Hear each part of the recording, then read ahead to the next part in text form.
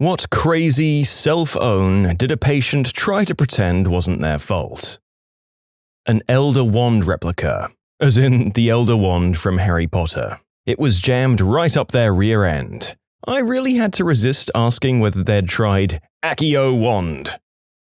I used to work psych, and we had this regular patient who we all knew quite well. Schizophrenia, paranoid kind of thing. He was always complaining about spider eggs in his brain. One time, upon admission, he complained that his butt was hurting because he sent a rat up there to retrieve a message. Of course, no one believed him, but we had to check anyway. Sure enough, there was a rat tail hanging out of his rectum. The patient's biggest concern was that he got the important message from the rat, who was, of course, dead and also non-verbal regardless, we presume. On Thanksgiving, I had a pain almost literally inside my butt, but more towards my perineum. Ingrown hair, abscess kind of thing. I went to the ER since it was a holiday and I could hardly sit. When they asked what the issue was and where it was located, I said, in a sensitive area. When they pressed further, I said, my perineum. Oh, the nurse replied, you mean your taint? We all had a good laugh and I had my taint lanced. The patient very hesitant with what was actually up, so went in for an x-ray. Unmistakable shape of a Barbie doll right up his butt. So, emergency surgery and it's removed. He came to and saw his wife at his bedside. He panicked, and when she went to the ladies, he asked the nurses not to tell her what's happened. She comes back in and one of the nurses brings back the crap-smeared Barbie doll in a small plastic bag. His wife glares at him. I once saw a high school-aged kid come in with a dinner candle stuck in his rectum. He reportedly was using it to reach an itch. Apparently, the itch was in his spleen because that thing was deep. His mom told me the story and how she had previously asked him to not itch himself with other things of hers. I didn't ask for any more details. I honestly think she believed that he was just really itchy. Well, folks, it's been a while since the narrator has done a medical video, and honestly, I was beginning to delude myself into thinking that there weren't actually that many stories about guys who got curious and tripped and fell onto things that then happened to go up their butts. But there we go. 4 out of 5 of our first stories all have that exact specific subject, and all 5 are kind of about troublesome objects and butts, so if I worded the criteria correctly, I could probably pass this off as a perfect run. Except the word perfect really has no place near any of this. I'm a corrections officer. I had an inmate complain about a pain in his Johnson. Took him to the facility hospital. He had screws jammed into his pee-pee hole. About 14, if I recall correctly. They took the screws out of him and put him on some psych meds. About a week later, he cut his own member off with a broken mirror and flushed it down the loo. That part of his anatomy was never recovered. Sent a male patient into the bathroom to collect a number 1 sample. Took him much longer than expected. He had misunderstood and given a splooge sample. Oh, I've got one. I had my nose straightened and septum shaved after I broke it like an idiot. I woke up after anesthesia feeling like the frickin' man. After about a minute of being awake, I tore out my IV, stood up, and started walking out of my room because I was going to walk home, about 3 miles, and finish that one mission in Heroes of Might and Magic 3. I walked past a nurse and she said, "You're bleeding." "Haha, no, I feel amazing," I responded. I kept walking until I got to the elevator, and I saw my reflection in the metal. My face is bandaged up, with black and blue bruising leaking out from under the white fabric. My eyes are bloodshot, and I generally look like crap. But hey, that doesn't matter, right? My immediate next memory is waking up sometime later, back in my bed in the hospital with the IV inserted into the other arm, and I'm strapped to the bed. Turns out I'd been on a morphine drip, and that's why I felt like Superman. My parents start yelling, and I'm like, "What you flimmin' walking about?" Turns out I gave myself a concussion while I collapsed while waiting for the elevator. On the bright side, that's how I found out painkillers are amazing and that they'd help me survive a year of intense manual labor when I ran away from home. On the downside, I was addicted to painkillers. I was 12 and I had an infection in the old man purse, and tried to hide it, hoping it would just go away. I was walking funny and it eventually turned kind of purple. My parents got very worried and spoke to me about why I was walking funny. Finally, I had to show my mum my crazy, swollen berries and we went to the doctors the next day. While I was there, I explained the situation. They needed to do tests, so I was given morphine so they could ultrasound my nads. There was this super attractive nurse doing the ultrasound too. She got clear jelly all over my downstairs area. It still hurt, but man, if that wasn't one of the first rock-hard eggplants I'd ever got, I don't know what was. I was so weirded out by the whole situation. First, I get an infection down there. Then I'm given morphine. Then I get jelly slathered all over my splooge wallet. Then I see one of the prettiest girls in my life and she touches my disgusting, morbid sack. I tried desperately hard not to smirk because it still felt kind of good, also being ticklish, but every couple of seconds I'd giggle and smile, but then a quarter second later it would hurt and be painful. So this was all just kind of like a roller coaster, especially being so young. It went on like that for at least 5 minutes. I don't really remember what the problem was, but if I recall correctly, it had a bacterial infection, but that cleared right up and I was fine. I think the only lasting effect from that was that women with short hair are still very attractive to me. Doctors and nurses, if you're reading this, thank you, but holy crap, that was confusing. In short, had an infection and had a hands-on experience that I'll never forget. One time a lady came into the ER with itching and pain in her hoo-ha. She said she had used some garlic as a natural way to fight a yeast infection. And no, it wasn't from eating the garlic. Not hidden from us, but from her boyfriend. She came in with $9 grand in cash which she had wrapped in plastic and shoved up her hoo-ha. Her natural acids in there had disintegrated the plastic wrap, and she had to be anesthetized to get it all out. The 10-inch long cucumber that the male patient had tripped and fallen on, which was distending his abdomen on the other side of his body. The patient said nothing until the CT scan showed the mass. I had a lecturer who told me about a homeless guy who regularly presented to ED complaining stomach pain. He'd get an abdomen x-ray which showed a bunch of wire inside his abdo. He'd be added to the next day's emergency theatre list, get a hot meal and a bed for the night, before hoofing it the next morning and self-discharging before surgery. He'd purposefully pierced his belly with a wire coat hanger and fed the thing inside himself so he could go around to hospitals and score a free hotel room for the night. And by the way, this isn't a place with universal healthcare, so even though he was a regular and the hospital staff knew him by name, they couldn't refuse treatment and couldn't force him to have the coat hanger removed either. Good lord. The narrator came here for fun, silly stories about people with things up their butts, not sad stories of the desperate measures some people will go to get a good night's rest and a meal. This is heartbreaking. And before people go saying this is why you shouldn't have free healthcare, no. Just no. We have free healthcare so that down-on-their-luck folks who need medical attention can get it without being refused service or being put further into crippling debt. The occasional case of a guy like this abusing the system is just the price we have to pay for that. Oh god, I need to tell this story. My uncle is a retired surgeon. One day an elderly man gets to the ER with the handle of a paintbrush up his butt. We're talking decades ago in a countryside hospital where sticking things up your butt was a big taboo. Go figure in an old man's mind. So, word spreads among the staff and doctors and nurses enter the poor man's room pretending to do preliminary checks and ask him why he's there. By chance, he also has a scratch on his wrist, and that was his answer to everyone. Oh, you see, I have this scratch here and I wanted to have it checked. Oh, it wasn't the patient, it was his awful relatives. They came into my office to ask me to see this old guy because he had, quote, accidentally cut himself and wanted some stitches. I told them I couldn't do any stitching with a lack of sterile equipment, but would gladly apply some steri strips if the wound allowed it, as long as they brought the man to the office. That request was denied.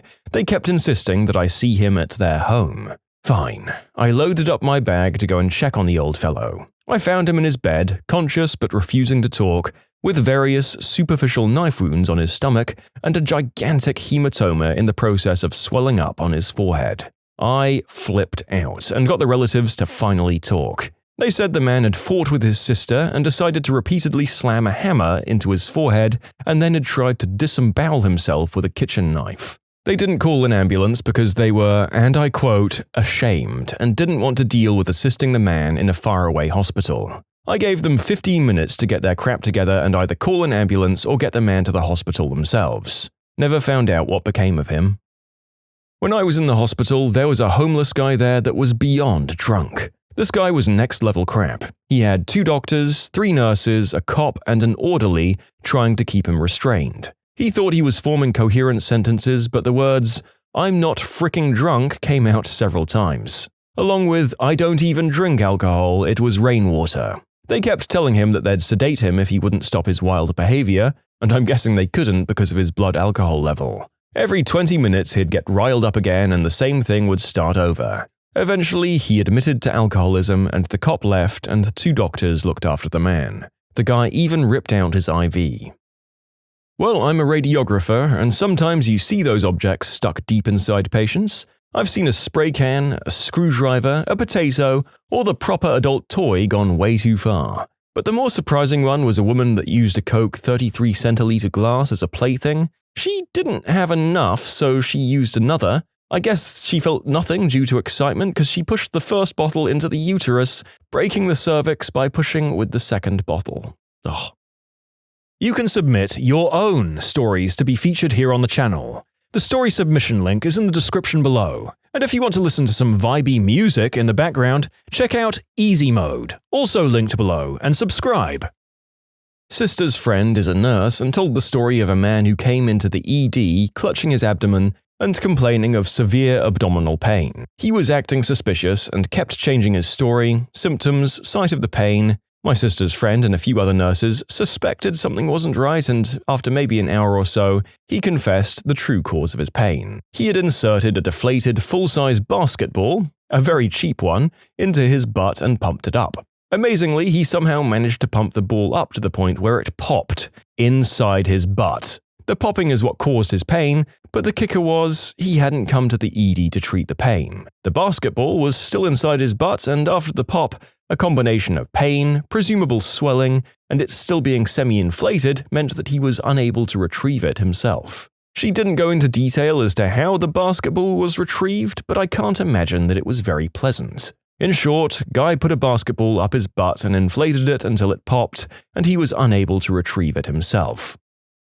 Pregnancy. A patient arrived into the ER triage. She's in her early 30s and complaining of lower abdominal pain and nausea. The British triage nurse, who tells the story best, says the poor woman was bent over double in her chair. From all accounts, she was a relatively skinny individual. In order to make sure there was no emerging emergency, our triage nurse has a peek at the patients downstairs. She was greeted by a crowning baby. The nurse bolts up and runs into the ER and grabs my attending. "Sir, she's up the duff." Confused, and there was a brief, "who's on first?" exchange before my attending and I just ran in, just in time to catch a healthy 8-pound baby before it hit the floor. There were several other incidents similar to this, but none so pronounced. The mother denied being pregnant right up until the moment her baby girl was on her chest. In short, duff denied, nurse pried, mum lied, baby cried. I've read just enough stories like this in my time here to be able to say that no matter what the percentage of pregnant women is that somehow deceive themselves into thinking otherwise, it's way bigger than you'd like to hope. Absolutely insane. I watched this one guy in the ER. The guy walks to the back with a couple of towels on his shoulder. He looks like blood is starting to seep through the towels. The nurse asks, "What happened?" She starts to take the towel off and her face turns from a smile to very serious.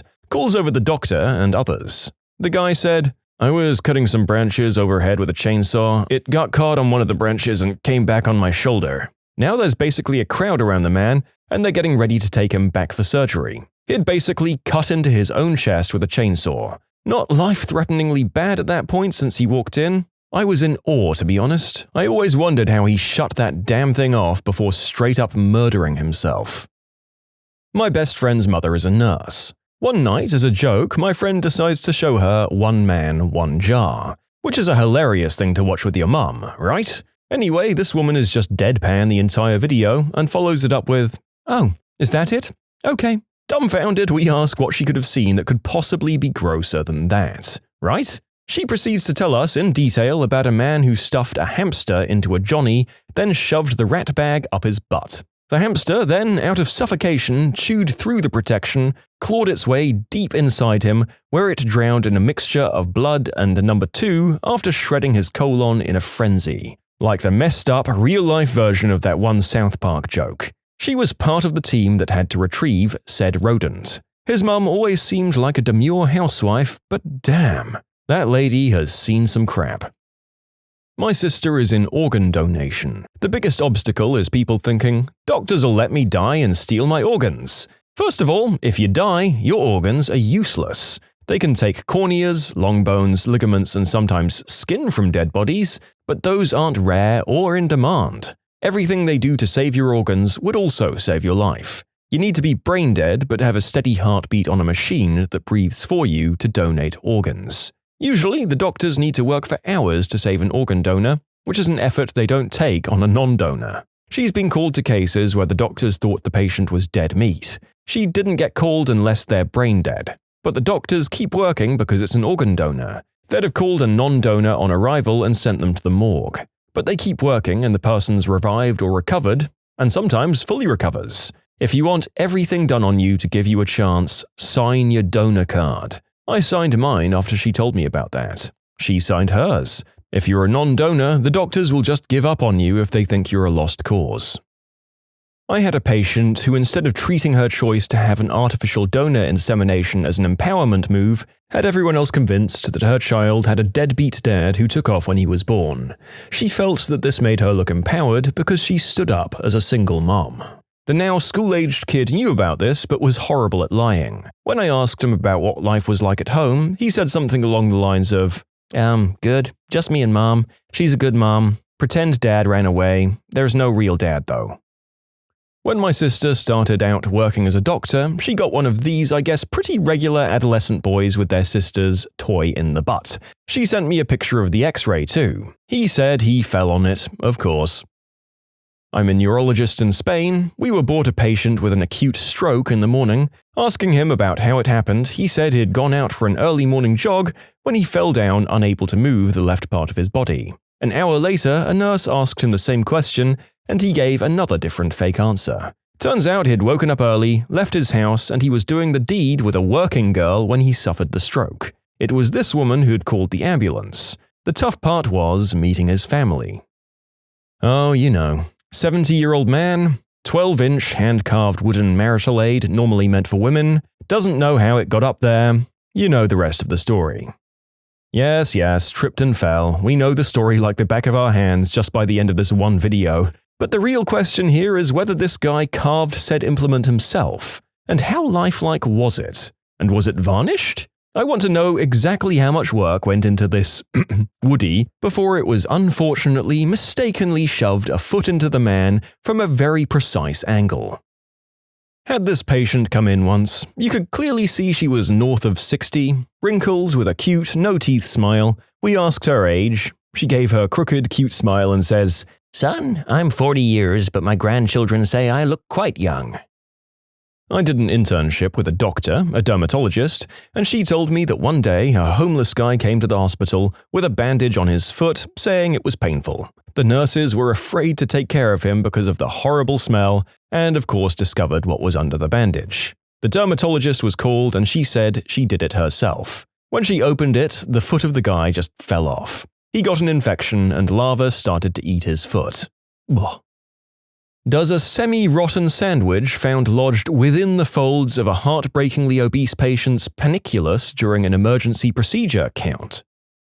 Oh, I have tons of weird stories. When I was a fourth-year medical student doing a rotation at the Veterans Administration Hospital, the patient came into the emergency room complaining of stomach pain. We did an x-ray which showed 2 toothbrushes in his stomach. He explained to us that he had the sensation that there was something on the back of his throat and used his toothbrush to try and get rid of it, and accidentally swallowed the toothbrush. The same thing happened with the second one. We consulted gastroenterology and the toothbrushes were removed via endoscopy. He was admitted to the hospital for observation overnight. The next morning he complained of the stomach pain again. A follow-up x-ray revealed that he had swallowed his entire convenience kit at the hospital, including the small toothbrush, small tube of toothpaste, and even his plastic razor. Needless to say, we called psychiatry for consultation. It turns out this was not the first episode for this guy. He just liked to swallow things.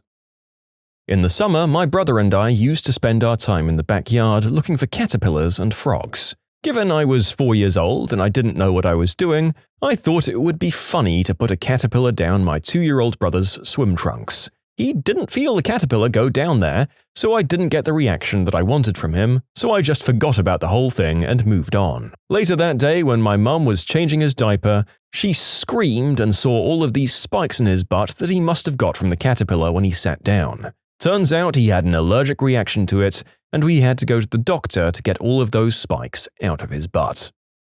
Here's my circus of specimens. A lady presented multiple times requiring admission for systemic infection found to be a weird amoebiasis. ID docs were very confused. This was in the middle of a US suburban area. She was drinking her fish tank water to get sick. A morbidly obese lady came into the ED, altered and obtunded, kept responding to Narcan and then getting obtunded again. 3 fentanyl patches eventually found hidden on the underside of her pendulous chest. A working girl kitted out with what seemed like an assassin's kit, including a large wire garrote, 4 knives, and various poisons in her handbag. And of course, the guy who came in from jail in excited delirium with an uncomfortably large quantity of illegal substances hidden up his butt.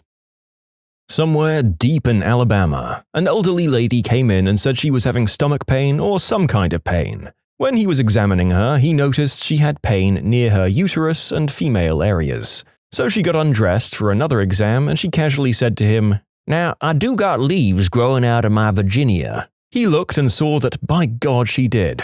She'd put a potato down there to hold up her prolapsed uterus. I poked myself with a sharp lead pencil and jabbed my hand and made little dots in the shape of a male member, then connected them with a line. 10 years later, the lines are gone and the dots are still there. Eggplant hand is my nickname, always an eggplant in my hand. Not a doctor, but my friend's sister is. 2 people came into the A&E one night, let's call them A and B. A had cuts around their lower back, upper thighs, and in and around their butt. B had cuts and a shard of glass in their face. Upon admission, they didn't say what the cause of these wounds was. It wasn't until they found traces of number 2 in the second patient's wounds that they said what happened. As it turned out, A had been sitting on a glass table taking a number 2, while B sat directly beneath to watch while they took said movement. The glass table gave way and broke during this spectacle. You might say it was a bloody crappy experience. Non-Americans. What misconception did you have about America before visiting or moving there? Well, I recently learned that New York is a state as well as a city, and Washington isn't in Washington. A while back I was dating this girl from India who was shocked to discover that Seattle was nowhere near DC. The best part about the naming of Washington State is that it was going to be called Columbia, but people at the time thought it would be too confusing, given that the nation's capital was the District of Columbia. This was before DC was mostly known as Washington, so they picked Washington for the state name instead of Columbia, to avoid confusion. My German friends wanted to go into my arsenal and start shooting with all my pieces. When I told them that I didn't have any, they looked at me like I was lying. I've taken several Germans to the range. It's a pretty awesome experience for them. I don't think they really grasp how bloody expensive the ammo is, though. I don't know if it's a misconception, but I expected Grand Canyon National Park to be less well maintained. Frankly, it's amazing for the amount of visitors. Visited last year, 10 out of 10. You people have an amazing national park service. This year we decided to come back and tackle Yellowstone, next weekend actually. Hats off to the national parks. That is some public sector crap I hope you people decide to keep investing in. For me, more than cities, they are the crown jewels of the US. The amount of public land in the US is unique and incredible. Thank Teddy Roosevelt and John Muir. They were both amazing men that pioneered the vast national parks of North America. It's true, despite the efforts of certain monetarily motivated entities seemingly working as hard as they can to gut the EPA and park services, America still has some incredibly well-maintained hiking trails and natural wonders. Long may they last. This one's a bit off-topic, but hear me out. I grew up watching American movies, American media, American everything, and it became this very familiar place that I'd never been to, and it almost seemed like it was fake, like it was all just one big movie set, and people spoke a made-up language I understood but never heard from native speakers in real life. At that point, my view on America was almost disconnected from reality. When finally visiting America, it was completely surreal. Like I was taking part of those fictional movies I'd seen as a kid. I saw landmarks in cities I had only ever seen on screen. It was a crazy experience. I get that. Even for Americans, there are places in the US that can be like that, especially New York City. I thought you Americans ate pizza every Friday. That's why I wanted to go to the USA in the first place. It's America. You can eat pizza every day. And when pizza's on a bagel, you can eat pizza anytime. I thought sheriffs aren't real for some reason, at least not anymore. At least where I am, police equals city, sheriff equals county, state patrol equals state, but mostly highways and interstates. We have a lot of overlapping law enforcements with weird jurisdiction lines and different protocols. Like where I am in California, in a day you might see highway patrol, county sheriff, and the city police department. In lots of places, sheriffs are more likely to use SUVs, while with PD, SUVs are normally for K9, but some departments are using them as well.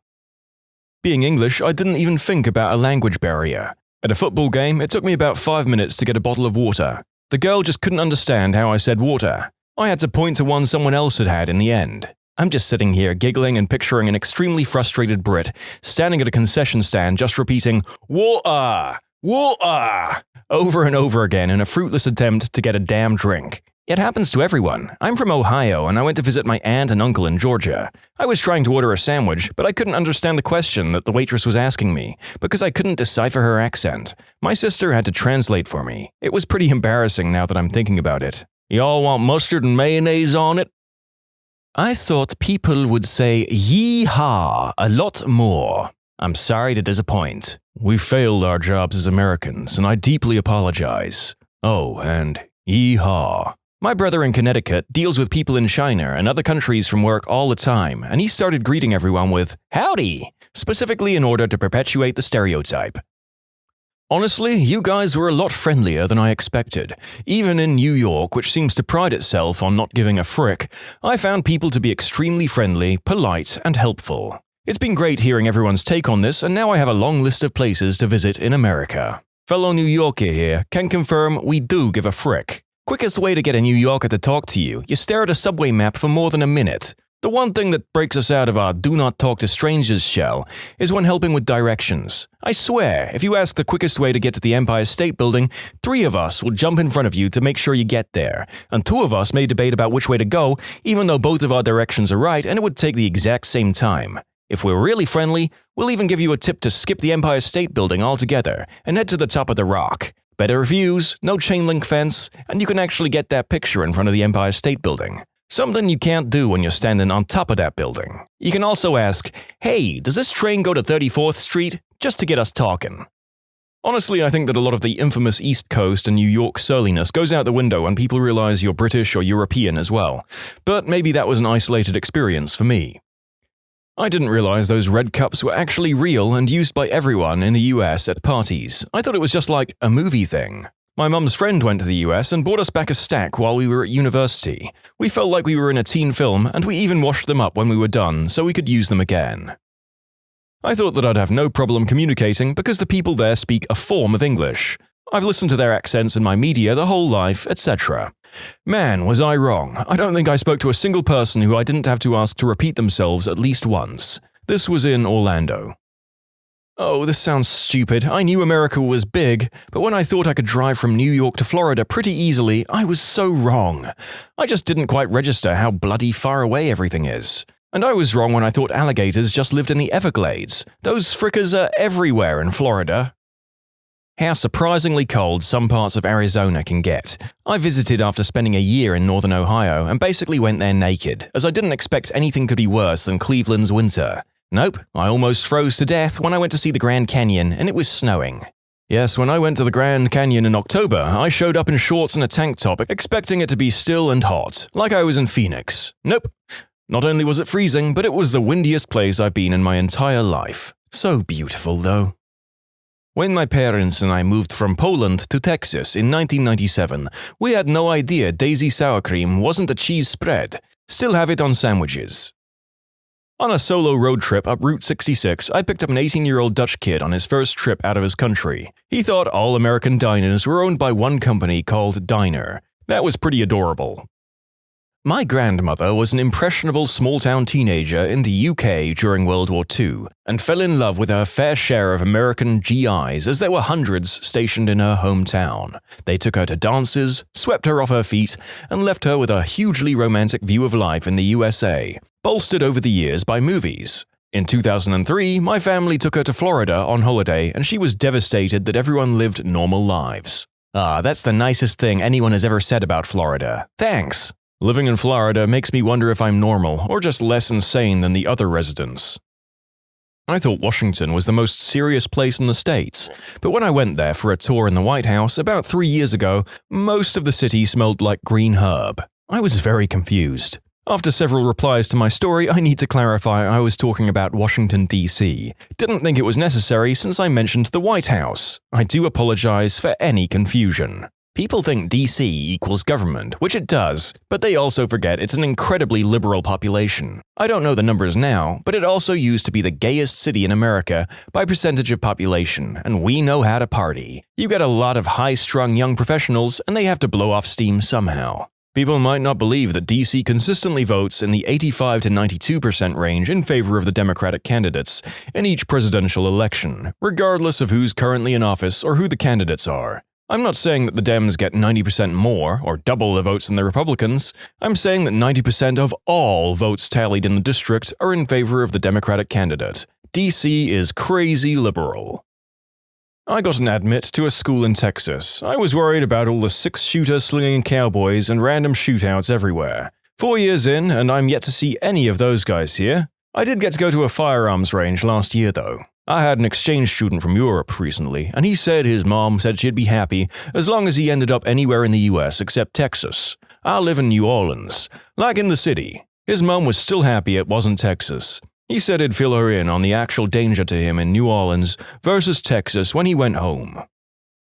I visited New York City and had the expectation that everyone would be rushing around and keeping to themselves, but people were so friendly. Like several times a day, girls stopped me in the street simply to say something nice about my hair or outfit. I just found it really strange, but nice. I'm from London, UK, and I guess I'm just used to people avoiding eye contact or talking to strangers. The only downside was the catcalling was heavy and more aggressive than I've experienced anywhere else. I've only been to New York City, LA, Vegas, and Florida, but I've generally always found Americans to be really pleasant and polite.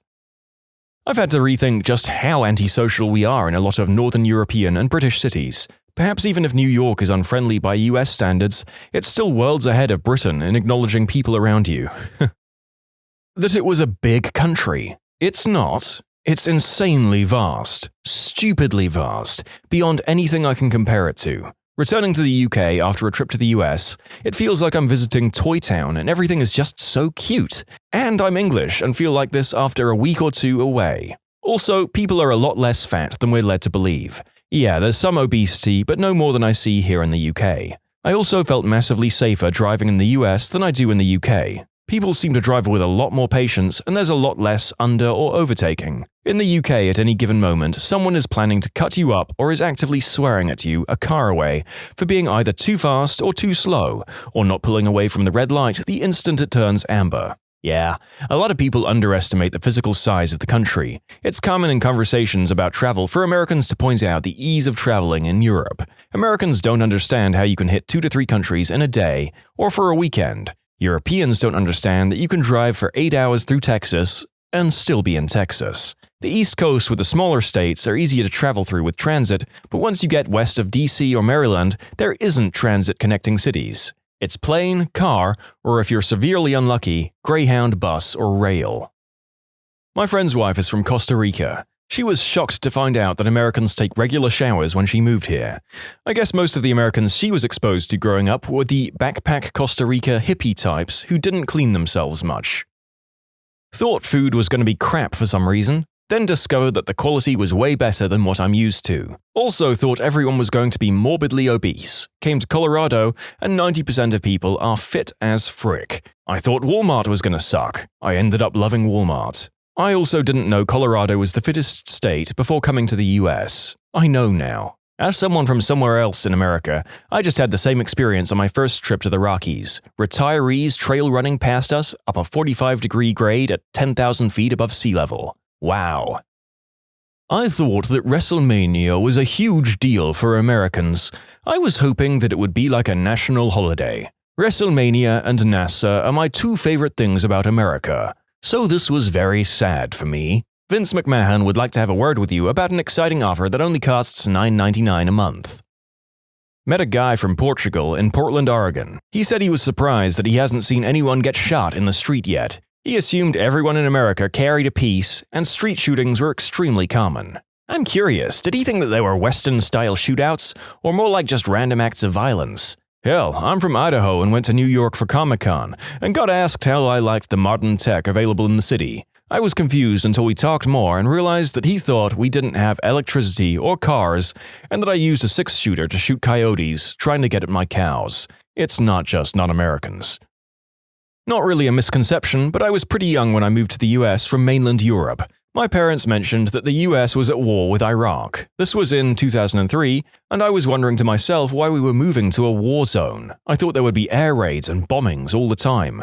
When I was very young, I thought English people lived in castles and rode horses and went to war with bows and arrows. I didn't understand that the movies I saw were portraying historical England, not contemporary England. That's what they actually do. When you travel to England, they'll take you to the special places for tourists, where they maintain the appearance of a modern lifestyle. However, it's all a big conspiracy because they don't let the tourists go to the real places where the English live in castles and ride horses. Their maps are fake, public transport is rigged, every inhabitant of England is sworn to maintain the secrecy of their true lifestyle.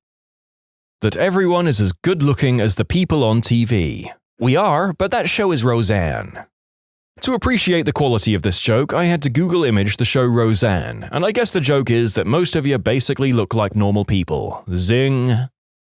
Hollywood. I believed it was wall-to-wall famous people, walking on red carpets dressed in golden gowns, and everything was possible if you just walked on that beautiful boulevard. Wrong. Big time. There was nothing, and I mean nothing worse than when we had out-of-town family visit us, fam lives in SoCal, LA area, and begged to be taken to Hollywood so they could see the Walk of Fame, etc. Even after explaining that it's a dump, they always insisted. And then we'd get there and they'd see what we were talking about and we'd have to claw our way out after 30 minutes. That area is horrible in the summer. Traffic going in and out is impossible, everything is overpriced, and it's filthy as heck. I had to work for an event designer out there for a year, and that drive was part of the reason I quit so soon. I love LA and all the cities in it, but Hollywood and Venice Beach can go get screwed. That every shop is like Costco, big in bulk and relatively cheap. That the majority of people in the US are fat, racist, and selfish motherfrickers. I couldn't be more wrong. Everyone was very nice, educated, and kind. Unfortunately, the worst people get the most attention inside and outside the US. Rednecks and hillbillies. I thought that it was a geographical thing and you can only see them in the South. The ones I met up north were pretty hostile at first, but turned out to be awesome people in the end. I thought Americans, especially Californians, are sassy and snobbish. I was so wrong about that. They're freaking chill, friendly, and some are really down to earth. I also thought that most are really rich and that they own mansions with swimming pools at the mountains of Hollywood, but no. Most of them live in apartments and houses. My big misconception was I thought life was easy here, that you don't have to do 2 to 4 jobs just to make a lot of money, but unfortunately it was the other way. When I was in high school, a friend's older sister had a German student and a British student visit for Thanksgiving. They were students with her at UT. It was so much fun talking to them about the US and answering all their questions. The best, though, was their questions on the states. They thought Chicago was a state, and were surprised to learn Hawaii and Alaska were states as well. They thought they were a step up from Puerto Rico, but they were surprised to learn they also had representatives and senators. From the outside, the US looked like one country. Once you're there and drive around multiple states, it more seems like many different countries with different accents, laws, regulations, way of life, food. That was a big surprise for me. Misconceptions before moving to America. 1. Americans only work 7 a.m. to 3 p.m. 2.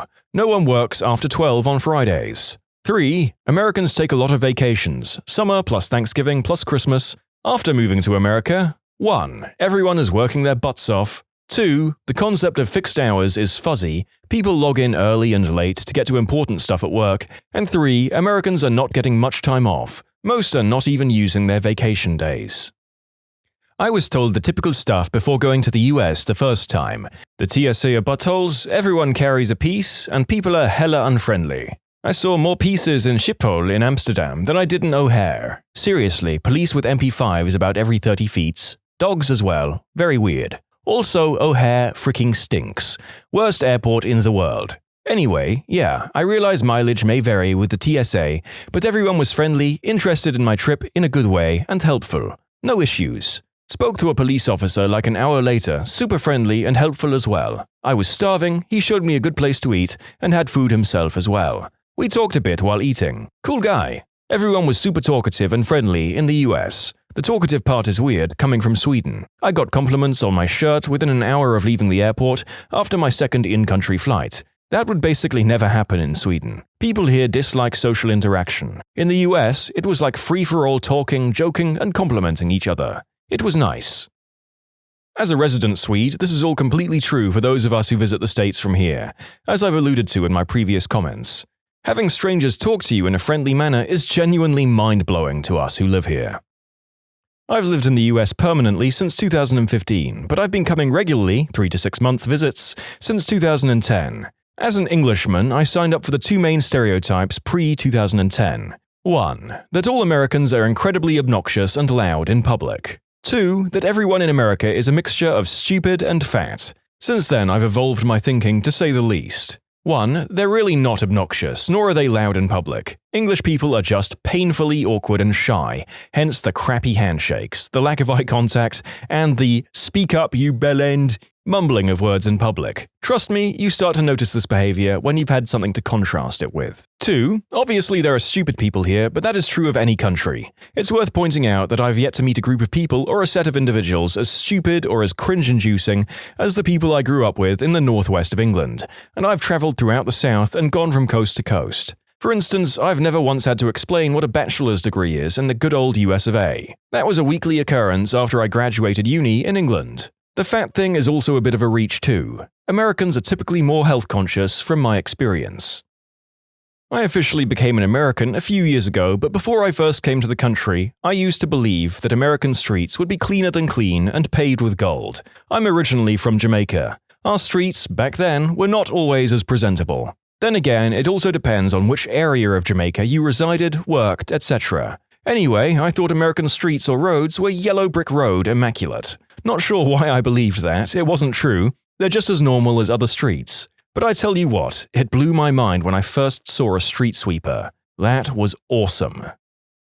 I ran into some dude outside of the States that asked me why Americans eat dogs. After maybe not understanding my "what the frick" look for a while, he then asked what hot dogs were. So at the very least I was able to explain, in freedom terms, what God's gift to man is. Hot dogs.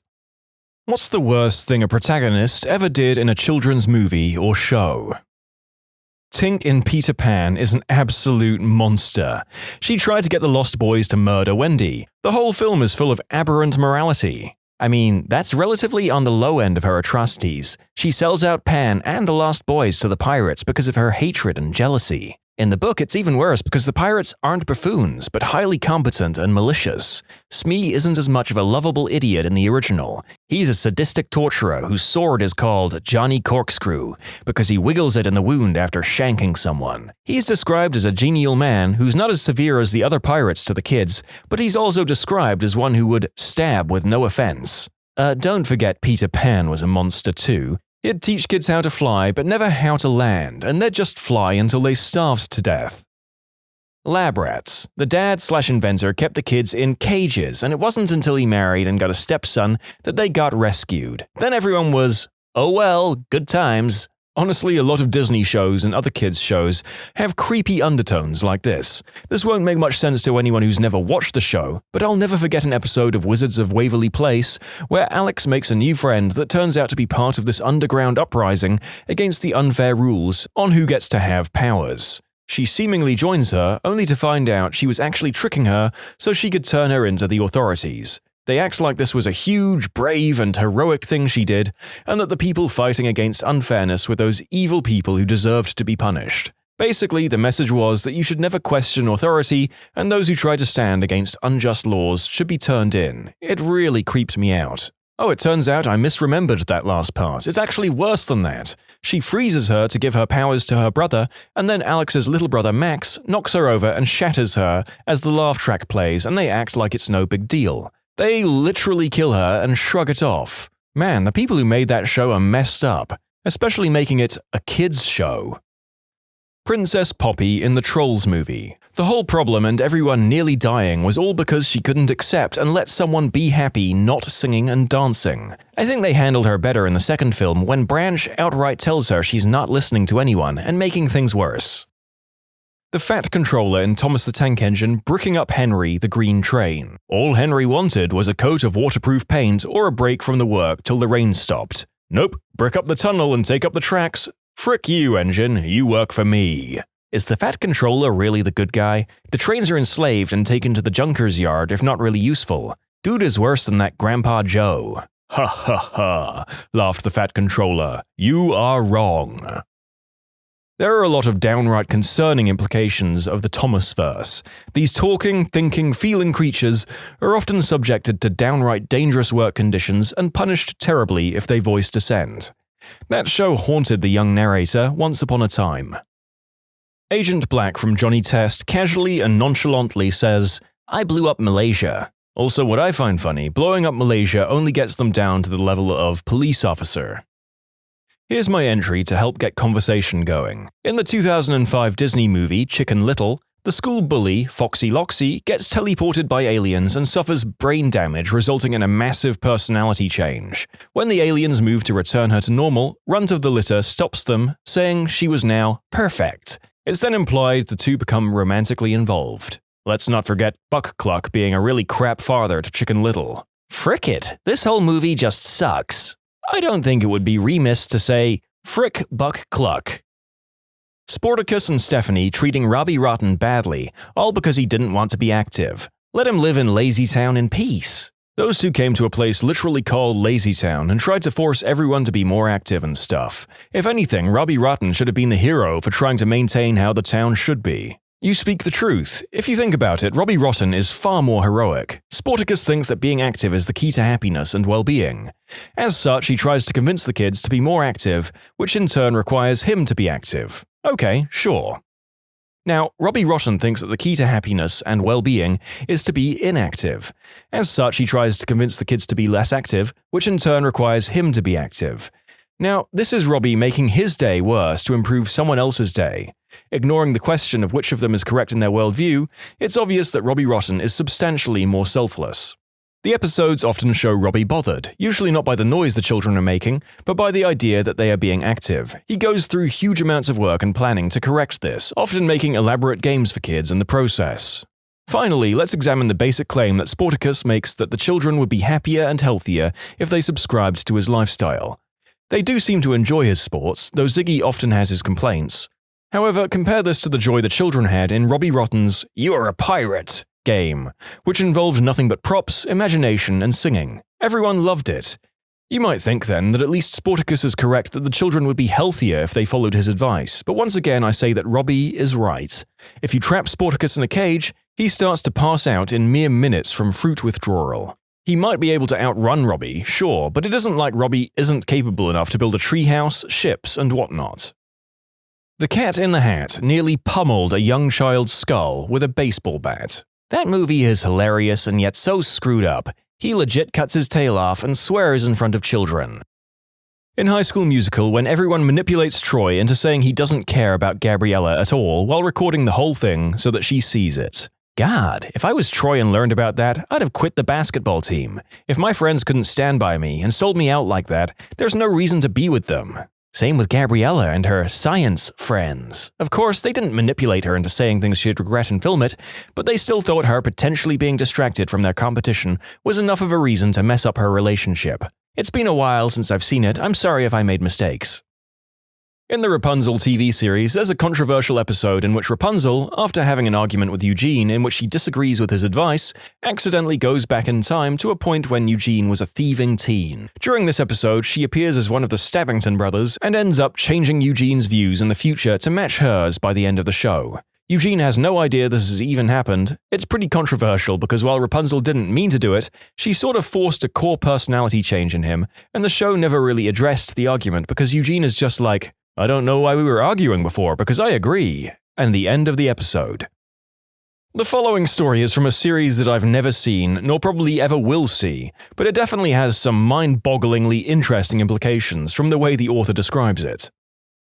In the 4th season of Winx Club, the main characters get a new power-up, the Believix, and it's a mess. They each get a new power to use at their own discretion. Here's a quick description of what these powers let them do. 1. The Strength of Life. Bloom. It lets her make people believe in magic and help them overcome their weaknesses. She decides what qualifies as a weakness. She overrides a person's free will to make them believe in magic, which just so happens to make the girls stronger and rewrite their personality if she doesn't like it. Dawn of Light. Stella. It makes her people more cooperative and accepting. Basically, she overrides another person's free will, so they do what she says. Breath of the World. Flora. It lets her make people show more appreciation for nature. Nice on paper, but it basically makes people ignore potentially more important tasks or forego certain technologies in favor of nature. Bright Heart. Musa. This is actually the most normal because aside from the usual of making people believe in magic, its only other effect is to convince people that they can change. Gem of Mind. Techna.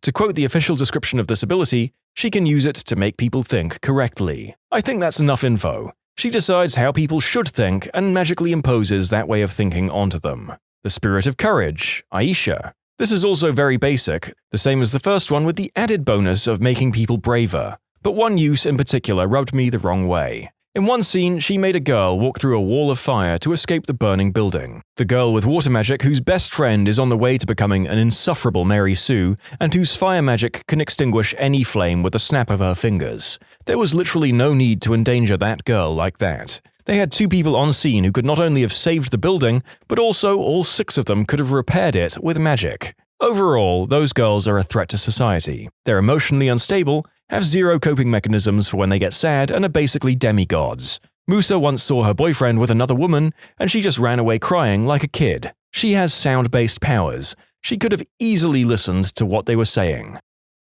I put forth that Santa is a total butthole in Rudolph the Red-Nosed Reindeer. I can understand the young reindeer making fun of Rudolph's red nose. Kids are mean and will easily make fun of someone for being different. But then Santa walks in. He could have set everyone straight right there. Explained how it's our differences that make everyone special and all that. Nope, he readily agrees with everyone that Rudolph is a lost cause and even tells Donna he should be ashamed of his son's red nose. Da frick? Until he needs him, then all of a sudden he's part of the group and useful and liked. That's some fit in or go fricking die if I ever saw it. Any deviations from the norm will not be tolerated unless it's exploitable. Ho ho ho! Land Before Time when they're sleeping in the footprint and Sarah tries to wake them up gently and quietly. Littlefoot starts being loud and attracts the Sharptooth, causing him to lose the last gift his mother ever gave him, a tree star. Literally every single decision made by Robin Williams in Mrs. Doubtfire. What's interesting is that as a kid, you side with Robin Williams. Rewatching it as an adult, the guy was seriously dysfunctional, and his wife was absolutely right to divorce his butt. Also, you realize that Pierce Brosnan's character wasn't the villain you thought he was when you were a kid. He was a legitimately nice, solid guy, dating a woman with 3 kids, going through a contentious divorce. He was a saint, but ended up almost choking to death. Batman shutting down a machine that was turning Matt Hagen, aka Clayface, back into a human because he was using an experimental thing stolen from his company. I never hated Batman more than that moment because the animated series Clayface is the most tragic fricking creature of a man there ever was. Ron Perlman always made me cry when he had that first moment where he says, "I'm not even a man." I cry every time. In the episode, he's falling apart and dying. Then when he's there on the precipice of becoming human again, he can feel it. Batman tosses a batarang and cuts off the flow of the chemical. Fricking hated him for that. Yes, thank you. I hated that episode as a kid. Clayface had the chance to get his life back, but Batman stops it because he stole something? It felt so unfair. Fair to say that The Dark Knight has often done some pretty controversial things in his many iterations, but I'm not sure that anyone can look at his solution and agree it was the morally right thing to do by any means here. Perhaps some of you would disagree. Let me know. Sounds like what happened to Deadshot in that movie. Confronted him when he's out with his child for Christmas shopping, if I recall correctly. Carly from iCarly was a butthead. Remember that episode where she's attracted to the guy because he stole his brother's motorcycle? Then she dumps him because he was not manly enough because he collects plushies. Schneider's humor was so mean-spirited overall. Remember the one where Freddy says he didn't like Fred, and Fred made the whole video about quitting the internet forever, and Freddy was getting hate mail including a phone call from his aunt where she told him she hoped he fricking died? Then at the end they met Fred, and he tells him the whole thing was just made-up drama to bring attention to iCarly and his own channel, and he didn't even bother to fricking tell them first. Pretty much everyone in that show was a crap bag. The third Hokage really had Naruto living by himself. Poor, begging the ramen man to feed him. All this after promising his dying parents that he would take care of him. He was basically the ruler of the village and let the kid live in poverty for no reason. Goku giving Perfect Cell a damn senzu bean right before his emotional teenage son fought him to the death, over the fate of the Earth. A couple of people have said this, can you elaborate? Okay, so Perfect Cell is essentially a combination of all the strongest fighters on Earth.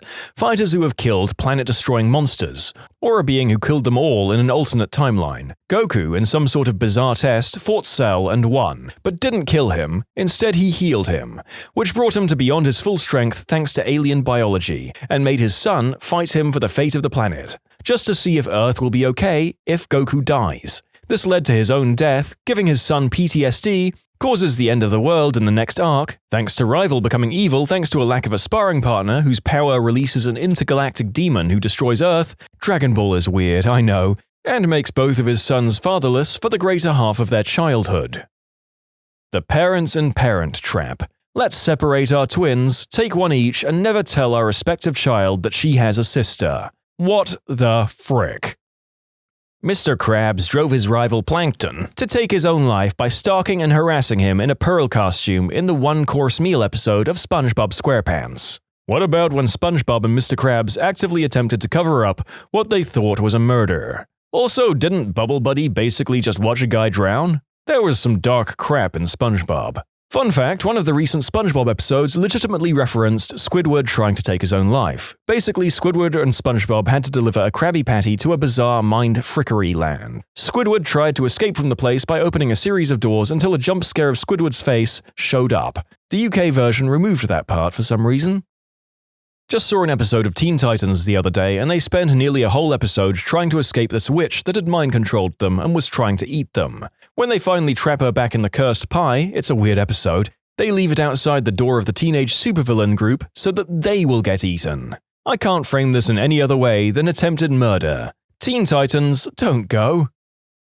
Not sure if it counts as a children's movie, but in Man of Steel, Superman grabs one of the Kryptonians and flies him straight into a gas station, causing a huge explosion. The gas station had multiple cars parked at the pumps. In other words, Superman, who later on cries over having to kill the villain intent on destroying his planet, straight up killed at least half a dozen people out of pure negligence and didn't bat an eye. There's a bunch of great videos on YouTube about this, but Superman is portrayed so badly in the DC movies. In the comics, he's such a nice guy. In the movies, he's an emotional robot. He sees an entire building blow up in front of him and just fricks right off. He doesn't even try to help. What the frick? I'm sure the Man of Steel doesn't count as a kids movie as well. I was just desperate to be able to comment on one of the few things that I've actually seen in this collection of stories. Yes, Clark kills a whole bunch of people, and yes, he gives about 1,000th of a frick about it as he does for killing one genocidal Kryptonian general. Hey, remember when in Spider-Man Far From Home, Tony Stark left a high schooler an advanced military drone system with no instructions on how to use it? Like that's a thing that shouldn't exist at all, but much less in the hands of a teenager. Yeah, on the bus in the first hour of the movie, doesn't he accidentally order a hit on one of his classmates? Like it's kinda weird that in Homecoming he didn't let Peter have access to most of the stuff in his suit, but then in Far From Home he's just like, you know what would be a good idea? Letting a teenager have a pair of glasses that could literally order an entire fleet of deadly drones to kill an entire population of people. I mean, at least leave him a manual that he has to read before he has full control over the glasses, surely. As told by Ginger. Fricking Dodie. Rather be popular and wanted than be a good friend to Ginger. I loved As Told by Ginger growing up, and Dodie was the biggest irritant on the show by far. Any little sliver of a chance that she could become popular, she'd drop Ginger and Macy in a heartbeat, only to come crawling back when it blew up in her face. Oh, that one kid, Greg? I don't know, from Diary of a Wimpy Kid. He fricking shuns his best friend for clout, breaks his arm, throws kids in a ditch in the rain, craps on his friend's comic idea, and blames his friend for getting him fired from being a hall monitor. At the beginning of Megamind, when they were just school kids, Metro Man is literally responsible for turning Megamind to villainy by ostracizing and bullying him. It turned out okay in the end, but it's bothersome he never addressed or apologized for his behavior. Willy Wonka literally disfigured 4 kids on his factory tour. Not to mention all the slave labor. Butthole pays Oompa Loompas with cocoa beans. That's definitely below the minimum wage. In the first Harry Potter, Dumbledore gets to the end of the year when they count up all the points to see who was the best house. Gryffindor are dead last and Slytherin in first place, like literally 150 points ahead. Dumbledore announces Slytherin is the winner, but then he's like, "Hold up, I've got a couple of announcements for the final tally. Ron is good at chess, 50 points. Hermione is smart, 50 points. Harry is low-key the bravest guy I know, 100 points. Checks calculations, Gryffindor and Slytherin are tied. And Neville was able to have a direct conversation. 5 points. Gryffindor wins! The little girl who lets out all of the dinosaurs at the end of what I think is the second Jurassic World movie. The dinosaurs are about to be gassed to death or something, and they make a moral decision to let them out, since they have a right to live and survive. So the little girl lets them loose, and almost immediately, the dinosaurs are released and kill a bunch of the villains in the movie. We're supposed to cheer, as the audience I guess, that the villains are finally getting their comeuppance, but I mean these dinosaurs aren't sentient or moral like humans. They weren't killing bad people, they were just killing people, and the good guys unleashed human-murdering dinosaurs on the planet. Like, no crap. Within just a few short moments, people died when they let them out of their cages. Harry Potter being left to a known abusive family by a society of wizards has to be high up there. Actually, the whole of Hogwarts is pretty fricked up. They're so irresponsible. They literally teach kids how to basically make Rohypnol. And they sent Harry and his crew into a literal death forest where a powerful unicorn-killing wizard was hiding. Part of why I love/hate Umbridge so much, it's super effective when the lady comes along whose punishments are so fricked up, even by wizard standards. Umbridge is just such a perfect microcosm of petty, official tyranny. We've all met Umbridge in one guise or another, and the hatred people like that stir up in almost everyone is distilled into her character.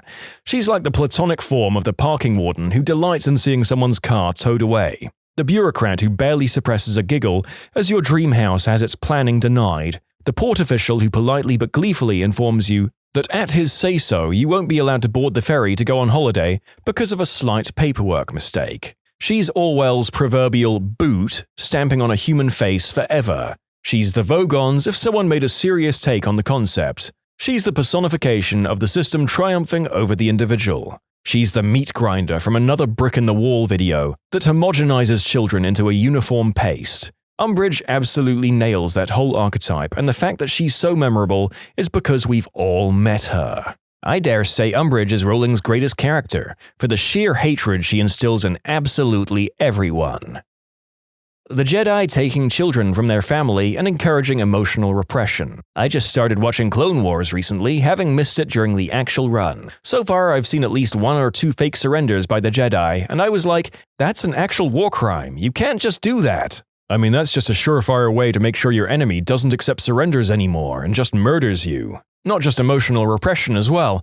Many children are taken from distinct species, cultures, and traditions. They indoctrinate them into a cult-like order of mystics, teach them feelings are wrong, familial bonds are wrong, and fraternal bonds are wrong, carnal pleasures and vices are wrong, and suggest that abstinence is important. Preach peace and harmony, and teach them how to use a laser sword and mystic powers to enforce their peaceful ways and the ideals of the Senate.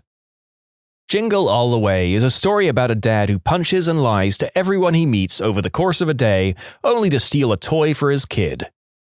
As much as I loved the show as a kid and still like it now, I'm a lot older and more cynical. And I can't get over the plain and simple truth that SpongeBob is unforgivably annoying when you really think about it. He's an excellent cook and a good and supportive friend and generally a good soul. But overall? Yeah, I'm quite sympathetic to the living hell Squidward lives in on some days. The older I get, the more I understand Squidward. You either die a SpongeBob or you live long enough to see yourself become a Squidward. What is a time your pet has genuinely surprised you?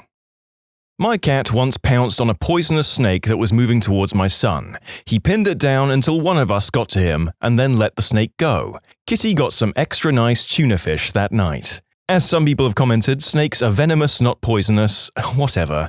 Gary doesn't care, he just saw something he could pounce on.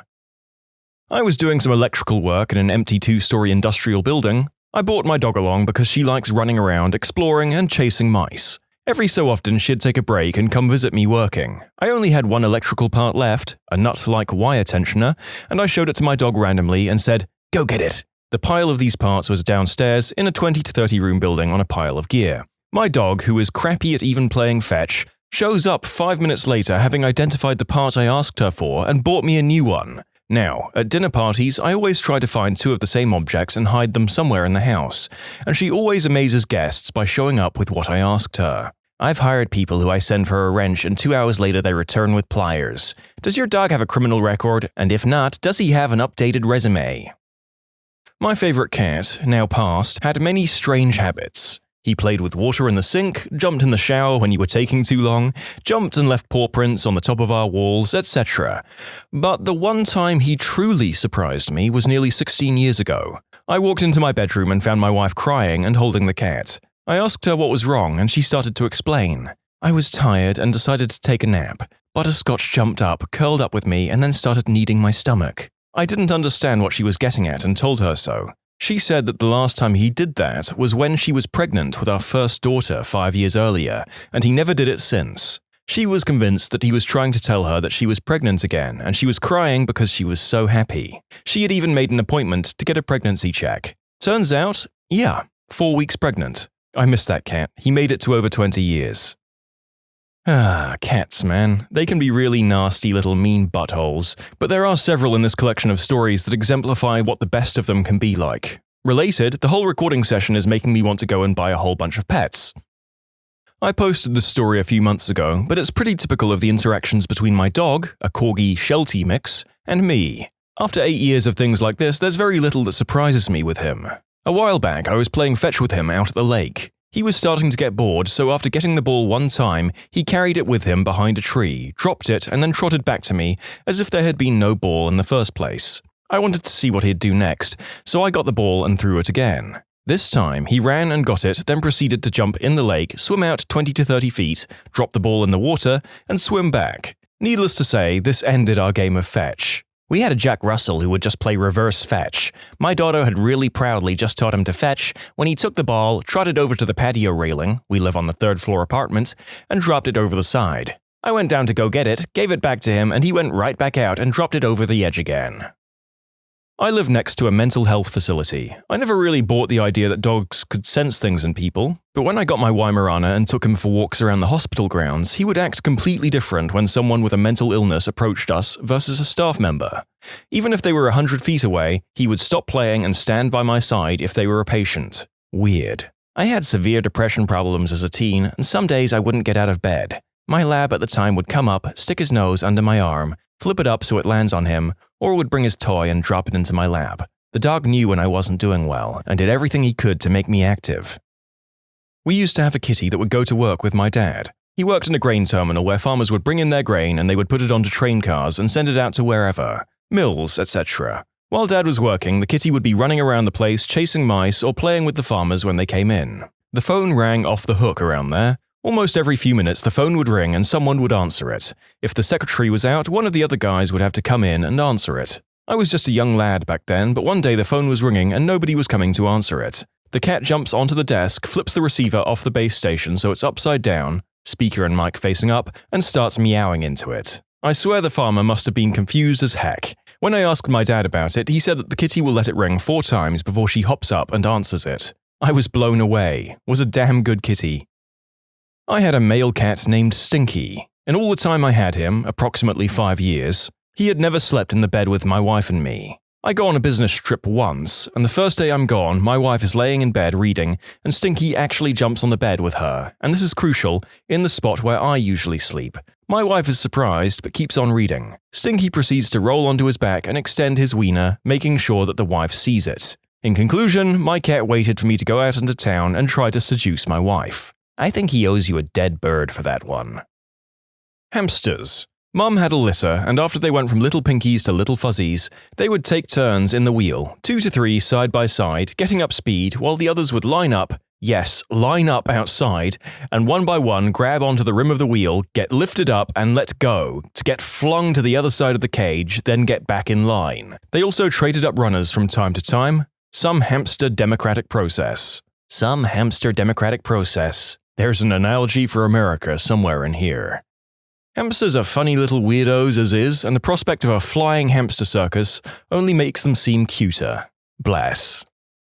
We have a cat that never played with toys. She would watch the other cats play and sometimes try to do it herself, but couldn't wrap her mind around bat the ball and chase it. She was pretty dumb in general. If you put a clear glass on the floor with milk in it, she would swat at the sides while the other cats would reach their paws in the top and get the milk. So I got a laser pointer and was playing with the other cats. After a while, the dumb cat showed up and I thought that maybe she would have fun with the red dot since she didn't understand other toys. I zipped the dot around the floor. She looked at it, followed it with her eyes, then walked to my feet, reached up and put her paw over the end of the pointer, blocking the laser. I have no idea if she understood or if it was a coincidence, but it really surprised me.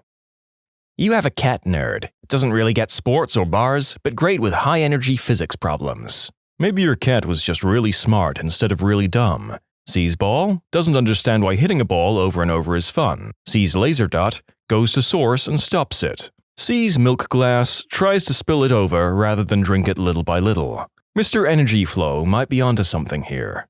Oh, my cat does the same thing. He'll first put his head in the glass, and if he can't get any water, he'll just knock it over. A glass is his first priority. He will skip his full bowl, walk right by it, to get on the computer desk and drink my near-empty water glass. After the third keyboard got destroyed, I replaced his bowl with a glass. Apparently, that's all he wanted. One of my cats kept meowing. I checked her food bowl, water bowl, litter box, and general health, and nothing seemed out of the ordinary. I gave her plenty of attention and playtime and went back to working on some homework. She continued meowing. Finally, I threw my arms up and to the side in frustration and said, "What do you want?" She looked me dead in the eye, raised her paws in the exact same exasperated way I had my arms raised. She was literally standing upright on 2 legs, holding out her paws like I had my arms, and made her best attempt to copy my speech by saying, "Meow," before scuttling away. I was speechless and stunned for a good minute and relatively freaked out. I'd never had a cat mimic my behavior before. She's never done it again, despite my attempts to encourage it. My cat Dusty has a small cat door to go outside in the summer. Ducks regularly come into my yard and I feed them bread sometimes. Well, Dusty one night grabs the loaf of bread off the counter, takes it out of the cat door, then hides the bread in the bushes. He takes a piece of bread and puts it in an open area and waits in nearby bushes. He was trying to bait ducks with bread. Frickin' genius cat. I had to leave my dog alone for a couple of hours in the morning and the night before he had eaten something that didn't quite agree with his stomach. When I came back, he didn't greet me like he usually does, so I was suspicious. He couldn't get out of the house to poop, so he had to poop in the middle of the living room. I didn't yell at him, no point now. Plus, he knew it was wrong and he just couldn't hold it in. He hasn't done this since he was a pup 3 years ago. Well, I go to investigate and see that there's been a disturbance in the bathroom. The rug in front of the toilet was all thrown around and the toilet seat had scratches on it. I think my dog, after the many times he had seen me poop with the door open, decided that he needed to go there but didn't know how to use it, so he scratched the seat while trying and threw the rug around in anger of not being able to do it. Then he pooped on the carpet as a last resort. I had a lovable golden retriever whose name was Duncan. Like many dogs, he had a supreme sense of emotions of my family members, comforting us when we were sad, jumping around with us when we were excited. He really sensed how we felt and adapted to the situation, but lots of dogs do that, so that's not the surprising part. He had a sensitive stomach and often threw up despite our best efforts to feed him carefully and beneficially. My mom never scolded him for throwing up in the house, but he still felt extremely guilty whenever it happened. One day, he slowly came up next to me as I was doing homework. Glancing at him, I saw he had his mouth jammed shut and refused to open it for me. When I got out of my chair, he politely led me to the back door, signaling that he had to go outside. I quickly let him out, and after walking all the way across our deck and down the steps into the grass, he let loose the largest amount of vomit I've ever seen. He spent a solid 30 seconds emptying the contents of his stomach into a neat pile on our yard. Conclusion: after patiently storing vomit in his mouth for at least a full minute, my faithful dog politely led me outside, across our deck and into our yard, where he emptied all of his stomach contents in a neat pile so that my mom wouldn't have to clean up after him. It's been said many times by many people, but we don't deserve doggos. No other animal will put themselves through that amount of discomfort just to make us happy. When I was a kid, I had a cat that was a little odd. One day my mother caught 2 teenage boys tormenting my cat along an alley that went along outside our house. She thought they were trying to cut the cat's tail off with a craft knife, so ran and kicked one of the boys away. My cat went to run off, but when it saw that the boy with the knife had turned on my mother, it went nuts, launched itself at the boy's face, and tore it to bits in a frenzy. Never heard of cats doing that kind of thing. I got my cat in college. He was very young when I got him, and I was pretty much the only human he interacted with, so he was very attached to me. He loved to snuggle and purr and was never a biter. Anyway, I happened to have an eating disorder at the time, and I would weigh myself several times a day. The weight would not be what I wanted, and I would get upset. After a few weeks of having the cat, I went to go step on the scale. As I tried to step on it, the cat launched himself across the bed, tackled my calf, and bit down very hard. He never did things like that. After that episode, he proceeded to bite and scratch me whenever I went for the scale. Apparently, his cat logic was, human girl steps on box, gets sad, and cries. I must make sure she never steps on the box. Funny thing is, this actually helped me get treatment for the problem. I was like, crap, even my cat knows I have a big problem here. I should get help. Anyway, today I'm happy and healthy, thanks to the best cat ever. 6 years ago, one of our 2 cats died, and my sister insisted that we cremate it and keep it in an urn. As soon as they'd placed the urn into a cabinet we had at home, our other cat sat in front of it making meowing noises that I'd never heard coming from a cat before, for like 20 minutes. I couldn't believe that our cat knew it was her sister and mourned like any other human. It was quite astonishing, really. When I was in high school, my family and I went to the feed store to get some supplies for our lawn and gardens. While there, we saw a brown bunny that someone had dropped off to sell. I begged and begged my dad for this rabbit. He said no. I came home a day or 2 later, and there is the rabbit sitting in its cage on our coffee table. Apparently my dad broke down and bought him. He was a great rabbit and very unusual in the fact that he thought he was a dog, always running around your feet when you came home. He would sit on the couch with my dad and eat ginger snaps and drink coffee with him. He always knew when you were sick. On the couch, he would jump up and just rest on your chest. We had him for 10 years and he died this past spring. My dad trained guard dogs in Vietnam and I have never seen him cry, not even at his own mother's funeral. But I'll be damned if that rabbit didn't affect my dad in such a way that he cried and said he lost a best friend. I was laying on my couch and wanted to turn the light off, but the switch was on the other side of the room. Within 10 seconds of me thinking that I wanted the light off, I crap you not, my cat comes flying out of nowhere, jumps and flicks the switch off. It was the craziest freaking thing, and to this day I wish someone had witnessed that with me. It was amazing. My cat is amazing. You know how outdoor cats will sometimes bring you presents like dead birds and mice? Well, our outdoor kitty brought us a ham and cheese sandwich. I have no idea where he found it. We had a golden retriever that thrived on escaping. Whenever the door was even a bit ajar, he'd take off and have day-long excursions, only to come back hours later with a huge grin on his face, and usually filthy from adventuring in the surrounding creeks and woodlands. If you ran after him, he'd troll the crap out of you and play chase games for up to an hour before letting you put the leash back on. If you happened to find him while you were driving, he'd readily jump in the car with you. No hassle. One morning as my parents were getting ready for work, the dog bolted. They both had meetings to get to and would only be gone for a few hours, and we knew he'd be back in the afternoon, so they left. When we came back, we circled the neighborhood looking for him and found him taking center point in the street with a pack of 5 other neighborhood dogs traipsing after him. Fricker had formed a gang and he was the gosh darned alpha. We pull up and scream for him to get in the car, which he readily does with a huge grin on his face as he slobbers and licks everyone. Business clothes be damned. Then, we take the long way around the neighborhood to get back to our house. By the time we do, all 5 of the dogs we just saw with him were waiting for him obediently in our driveway. We shooed them away. Later we found out from the neighbors that our dog had run from yard to yard and freed the fenced-in dogs by nosing up the latches. Once this started, other neighbors had been warning each other of the mass exodus by telephone, but our dog was too fast. People then had to replace the latches with locks since our dog had taught the others how to jailbreak. The Great Dog Escape may go down as one of my favorite stories in this thread, and the fact that his liberated brethren gathered outside his house to protest his imprisonment is the cherry on the cake. I had a house rabbit named Ceres that my parents rescued. She was going to be put down because her owners got evicted. She loved reggae and bassy music, and she used to lie still and purr along to it. She lived in my room for 6 months, and whenever I came home from school, she'd jump up and sit on my feet. She used to have these little wild fits and run around and do cartwheels. Then she died when my family was away on holiday, and the kennel kept her in the freezer. I have a big fat cat named Pete. The day my son came home from hospital, Pete decided that he was in charge of the baby. He would lay with him for hours, and as soon as the baby would start to stir, Pete would immediately come and find us. Pete would soothe, clean, and be the best babysitter in the world. 5 years later, our cat still follows my son everywhere he goes. One more about Pete. My husband deployed for 15 months. The second he walked in the door, Pete ran like a gosh darn tiger and jumped straight for him. He refused to leave my hubby's lap for the next 8 hours. In conclusion, my cat likes boys more than girls. I'd been overly affectionate with my guinea pig for months, but he bitterly ignored me. Recently, I decided to ignore him, seeing as my loving nature doesn't agree with him. Now the little butthole won't leave me alone, licks my face, my toes, popcorning, weird jump thing guinea pigs do when they're ecstatic, for joy when he sees me. God, he is such a butthole. Oh man, when my rats popcorn, it is so cute. It happens when they're playing, or if I give them something really tasty, like if I hand them a piece of chocolate. They cautiously take it with their mouth, then adjust the position of the food in their mouth to carry it easier, then bounce under the furniture to go and eat it. Their eyes get wider when they eat something tasty like, om nom nom, oh wait, oh god, oh this is delicious.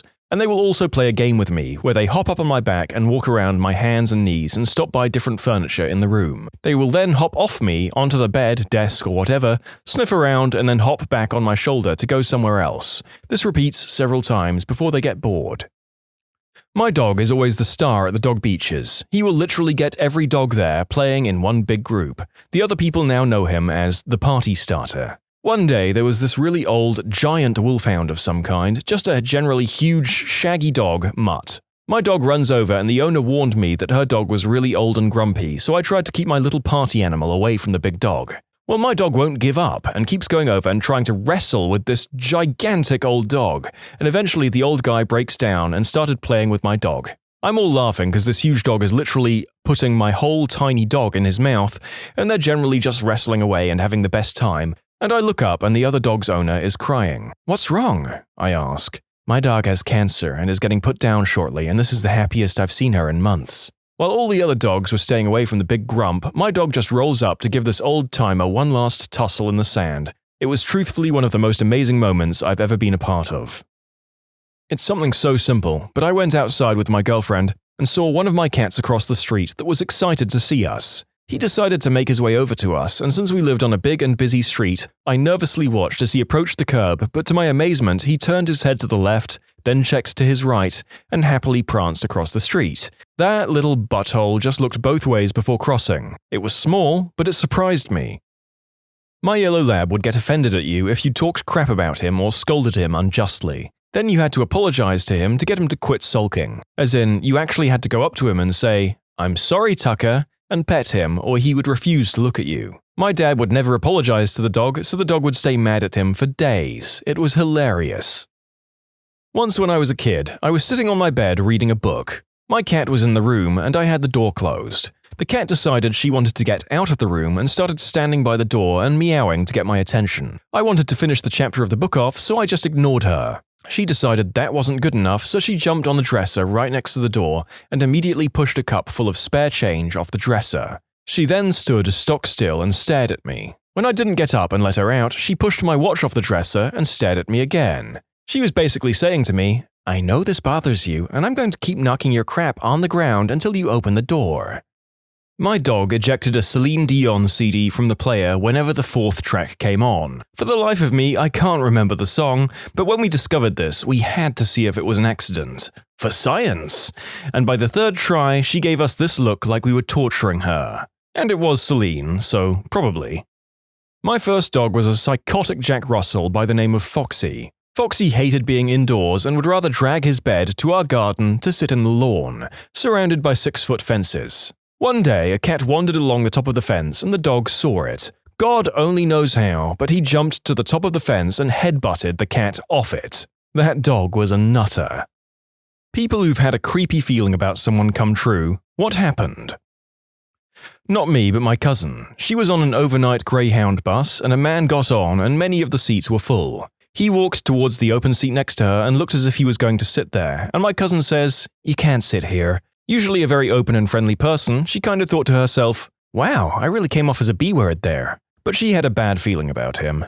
So the man finds another seat and my cousin falls asleep. A little while later, she wakes up to the bus pulled over to the side of the road and the police cars outside. The police came onto the bus and arrested the man who wanted to sit with my cousin. He had found another woman to sit with and had attempted the unspeakable act on her. How strange. I'm pretty sure that get the frick away from that person is a basic survival instinct. It's whether or not you're listening to it or not. Thank God your cousin did and is okay. My ex-boyfriend's dad had always given me the creeps. Nothing in particular, just a really bad vibe. Broke up with that ex about 8 years ago. I saw in the paper recently his dad got arrested for the unspeakable act. The girl told her mum when she was 13. She had been one of his victims since she was 5. Fricking horrifying. Back when I was in high school, some new kid joined. Only really interacted with him on the football field, but he really rubbed me the wrong way. I'm not a small guy, I'm big enough to fend for myself, so while he creeped me out, I wasn't really scared of him. I should have been, but ego gets in the way when you're a teenager. All of a sudden, he tries to injure me in discreet ways while playing football, like stamping on my ankle, tripping me up while none of us had the ball, nobody was looking, etc. After a couple more incidents, he stepped it up, a lot. He ended up stabbing me in the face while I was reading a book. We don't know if he meant to murder me or seriously maim me, but he punched me 3 times with a sharpened key in his fists. 2 of the blows got deflected by my glasses, which left a giant mark on the lenses and where my temple was. Sometimes you feel off about someone, but they don't look like they can really threaten you too much, but in reality, they can and they will. In college, I worked at a bar and they brought in this new bouncer. From the second I met him, I immediately felt like there was something seriously wrong with him. His smile and eye contact were too intense. I told a coworker that the guy gave me the creeps and she told me she thought he was cute and nice, and didn't get where I was coming from.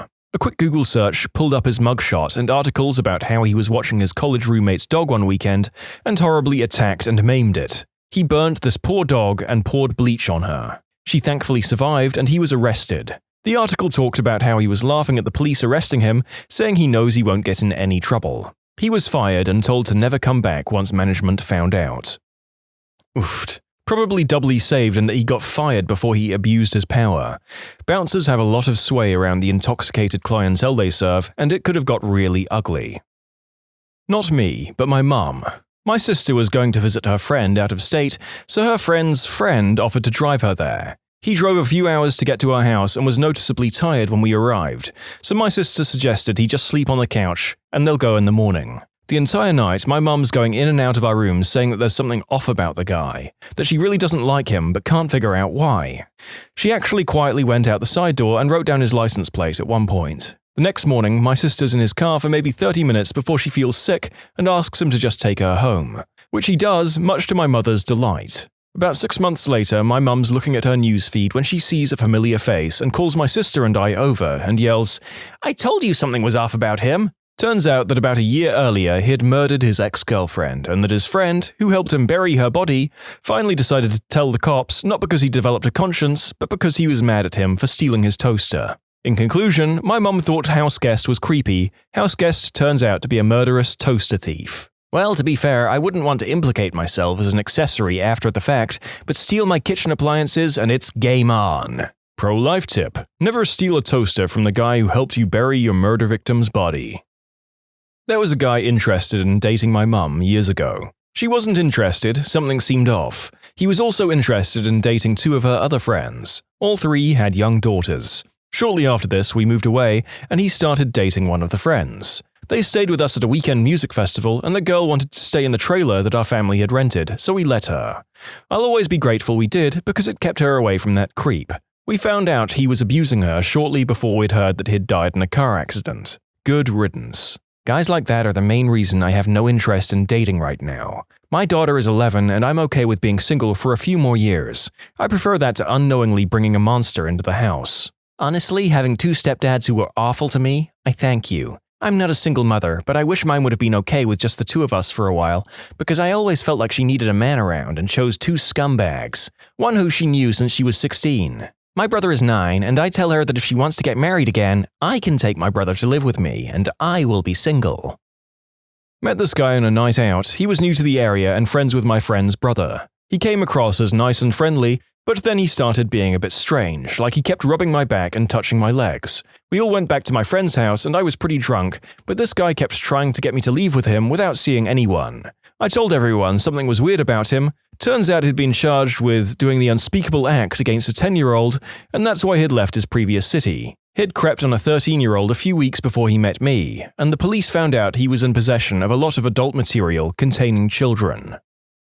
My mum and I were in a cafe and she had her handbag down by her feet. This couple comes in and sits at the table behind us, and he attracted my attention because he kept poking his girlfriend, telling her how to sit, and just, the hairs on my neck went up. I hate that controlling bullcrap. So he's in my periphery, and this guy won't sit still when my mum says, "Hey, where's my bag?" She finds it a second later, moved and open. She reached in to get her purse and said, "My card is gone." So the couple behind had stood and were walking at speed toward the door. I didn't even hesitate. "Stop that man!" Because I figured I could apologize later if I was wrong. One of the waitresses was right by the door and she followed him out the door, at which point the guy dropped my mum's card, mumbled something about having found it, and then ran for it. I guess if he hadn't been such a butt to his girlfriend, I probably wouldn't have noticed. He was a friend of mine, nicest guy you could ever meet. He would go out of his way to do things for people. Something about him always gave me the slightest weird feeling though. We messaged at least once a day, and then all of a sudden, I didn't hear from him for 2 weeks. Turns out he was busted in a Craigslist sting for soliciting a minor for more adult acts. Hey, I don't know if anyone will see this, but around middle school I started getting creeped out by my father. He wouldn't even do anything you could point to and say, "That, right there, that's it." But you just got the feeling he was like a spider, watching and waiting, something lurking and dangerous. He began running a group called Scam the Scammers, where they'd make scammers do ridiculous things. It was all in good fun, because they deserved it. Humiliating, sometimes painful things. Teachers wouldn't call home to discuss anything we did, positive or negative. There were notes in my file to only discuss things with my mother, no matter what. He started becoming obsessed with conspiracy theories. Obama was a Kenyan Muslim, my mother was cheating on him with a woman and 3 men, all sorts of things. You got the feeling something was wearing my father as a skin suit. That's the best way I can describe it. Turns out he has an inoperable brain tumor. He's permanently changed. My father is alive, but he's no longer my dad. Oof. I mean, I'm all for some lightweight scammer scamming if it doesn't hurt people, but yeah, this case it was just the act of a deeply unwell man. This is tragic. Went to school with this guy since about 4th grade. He was a bully and made sure I knew that I wasn't liked, as he used an old doll and named it after me and beat it up with his friends. He always had a weird, creepy vibe, which got worse in high school. He and his friends were actually a lot nicer to me in high school, but I stayed away as much as I could as he made me uncomfortable. About a year after we graduated, he was arrested for following an underage girl and for grabbing her near her school when she was on lunch break. His friends have since cut off contact. Not sure what's happened to him, but he always creeped me out. When I was trying to get my mental health back on track, I went to see this psychiatrist who just gave me a super creepy vibe the minute I saw him, but was such a good psychiatrist I decided to ignore it. My gut feeling was correct when about 4 to 5 months into seeing him, he was arrested for having 10,000 plus unsolicited photos of patients' feet or them sitting on his couch that I've sat on. It sucks opening up to someone so much and having something like this happen, especially in his line of work. I had a doctor do the same. Different specialty, different kinds of pics. I'm currently awaiting trial. I know how you feel. It's so much more heinous to use a position of trust to gain access to people just to take advantage of them. Got a bad vibe from the dad across the street when I was a kid. Military guy who always seemed to be on a power trip. His oldest son and I went to the same school and would occasionally carpool. One day it was his dad's turn to drive us. His son stayed home sick, but he offered to drive me all the same. Thankfully, it wasn't a long ride, but the entire time he talked about his beat-up Camaro. Definitely creeped me out. Fast forward a couple of years, his wife threw him out one morning. Turns out he'd been beating the crap out of her for a while. One morning, while hitting her again, he stepped on their 1-year-old baby who was crawling on the floor and broke the kid's arm.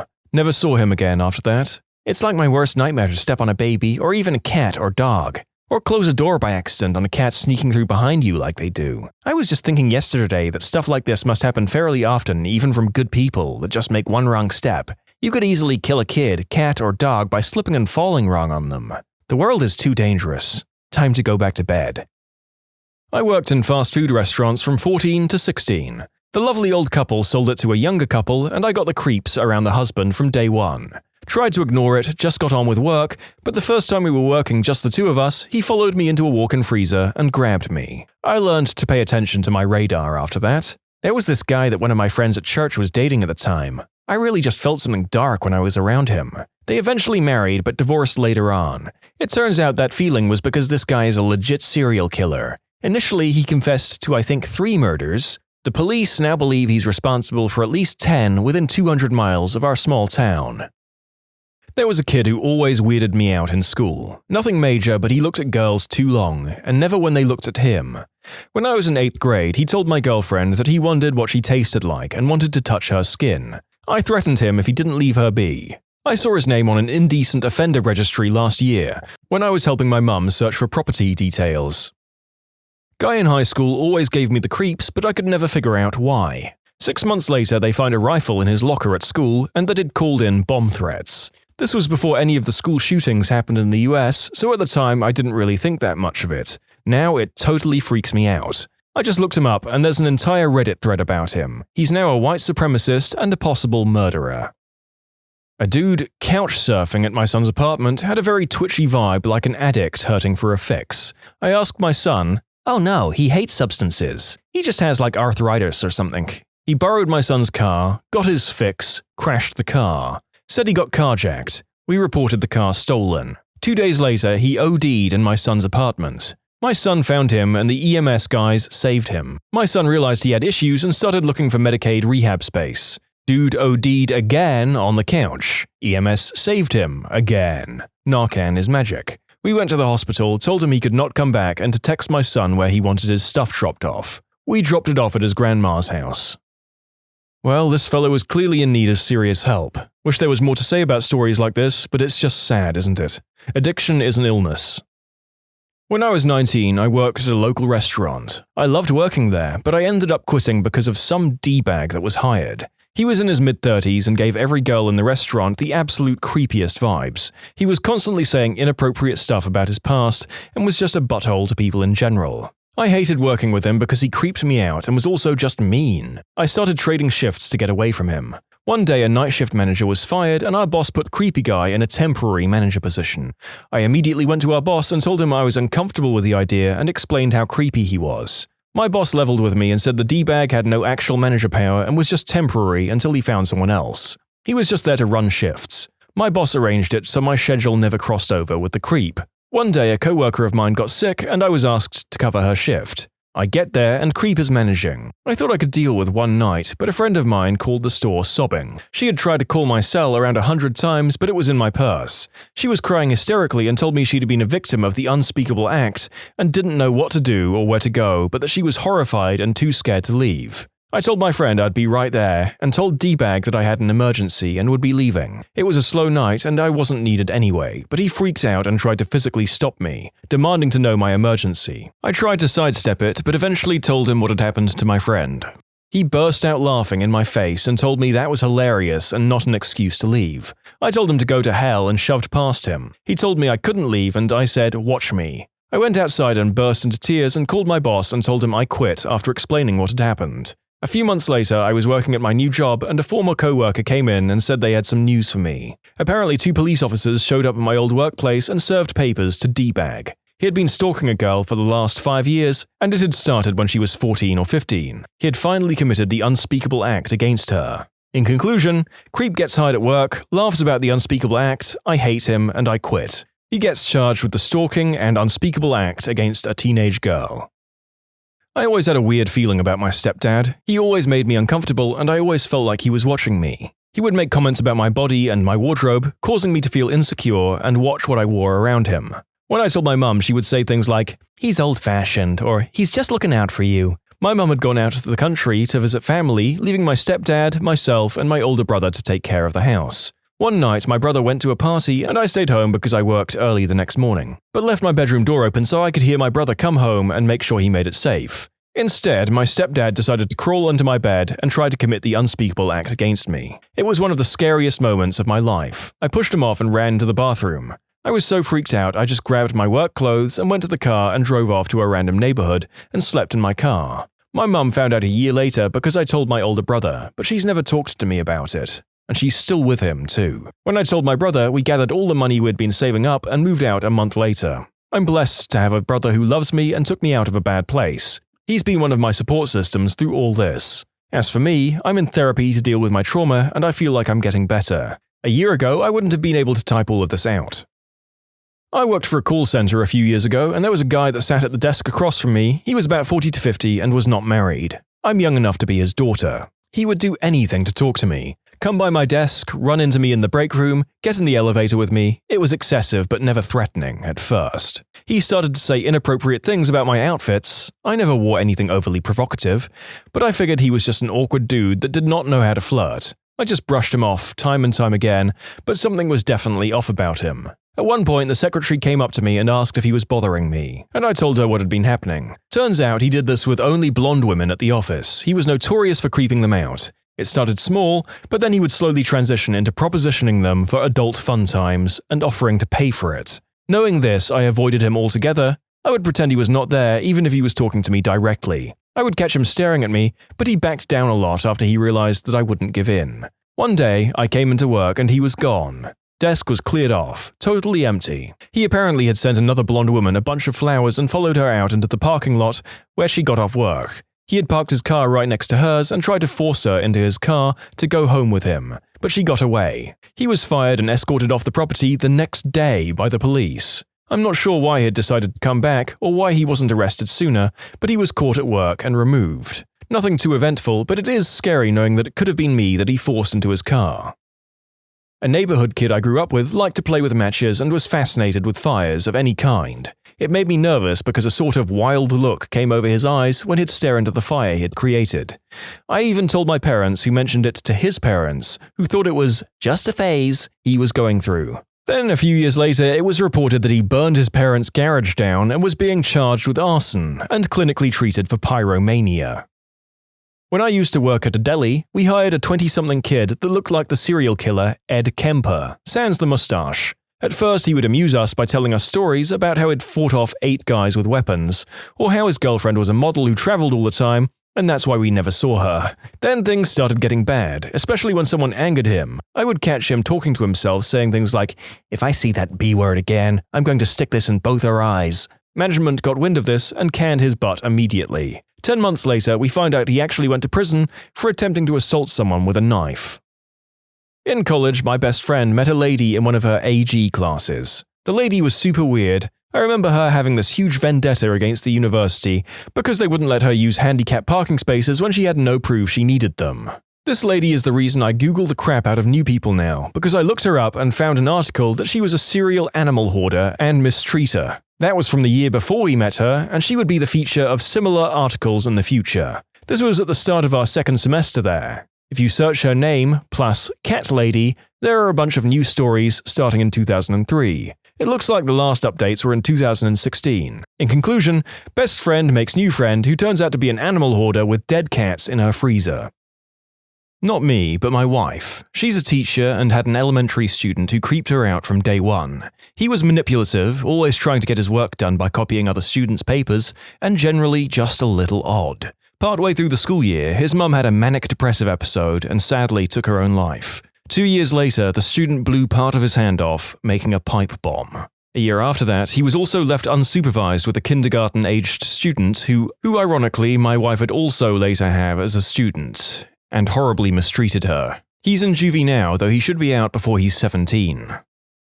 I was so young that I don't remember, but my dad has told me this story. My uncle had a roommate when I was about 3 years old. He was apparently a pretty nice dude on the surface, friendly, and didn't at all appear creepy to my dad or uncle that he lived with. Once, my dad and uncle expressed wanting to go somewhere that wasn't appropriate for me, and the guy offered to babysit. I was a very sweet and quiet kid, but upon my dad saying he'd be back in a little bit and I was going to stay with this man for a few hours, I apparently threw an absolute crap storm, kicking, screaming, and refusing. And even at 3, this was absolutely not normal behavior. My dad was really confused, but changed his mind and did not leave me with him. And only weeks later, my uncle discovered the man in question had a history of prison time for possessing indecent material containing minors and attempted kidnapping. People that quit their job in a hilarious fashion, how did you do it? My wife worked for a certain chain coffee shop a few years ago. She got another job, so requested reduced hours. This didn't happen for 3 straight weeks. During that 3rd week, she had a soccer mum from hell trying to get her attention by throwing fricking snowballs at her through the drive-thru window. My wife then stopped what she was doing and tossed the soccer mum's iced tea at her, which exploded everywhere and slammed the window. 5 minutes later, she had written her letter of resignation with the only things she could find: a purple crayon and a sticky note.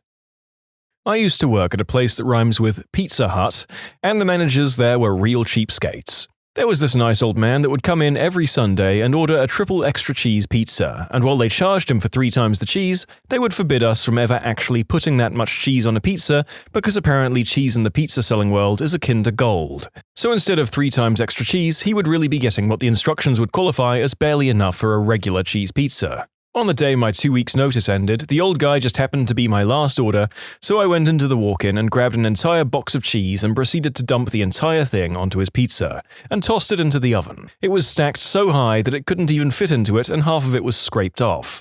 Anyway, the look on the old guy's face when he saw me do this made it all worth it. Imagine pure excitement. Needless to say, I didn't put the correct phone number down for future job references. That poor guy probably ordered double cheese and then thought, well crap, this isn't enough either, and went with triple, only to be given the same amount anyway.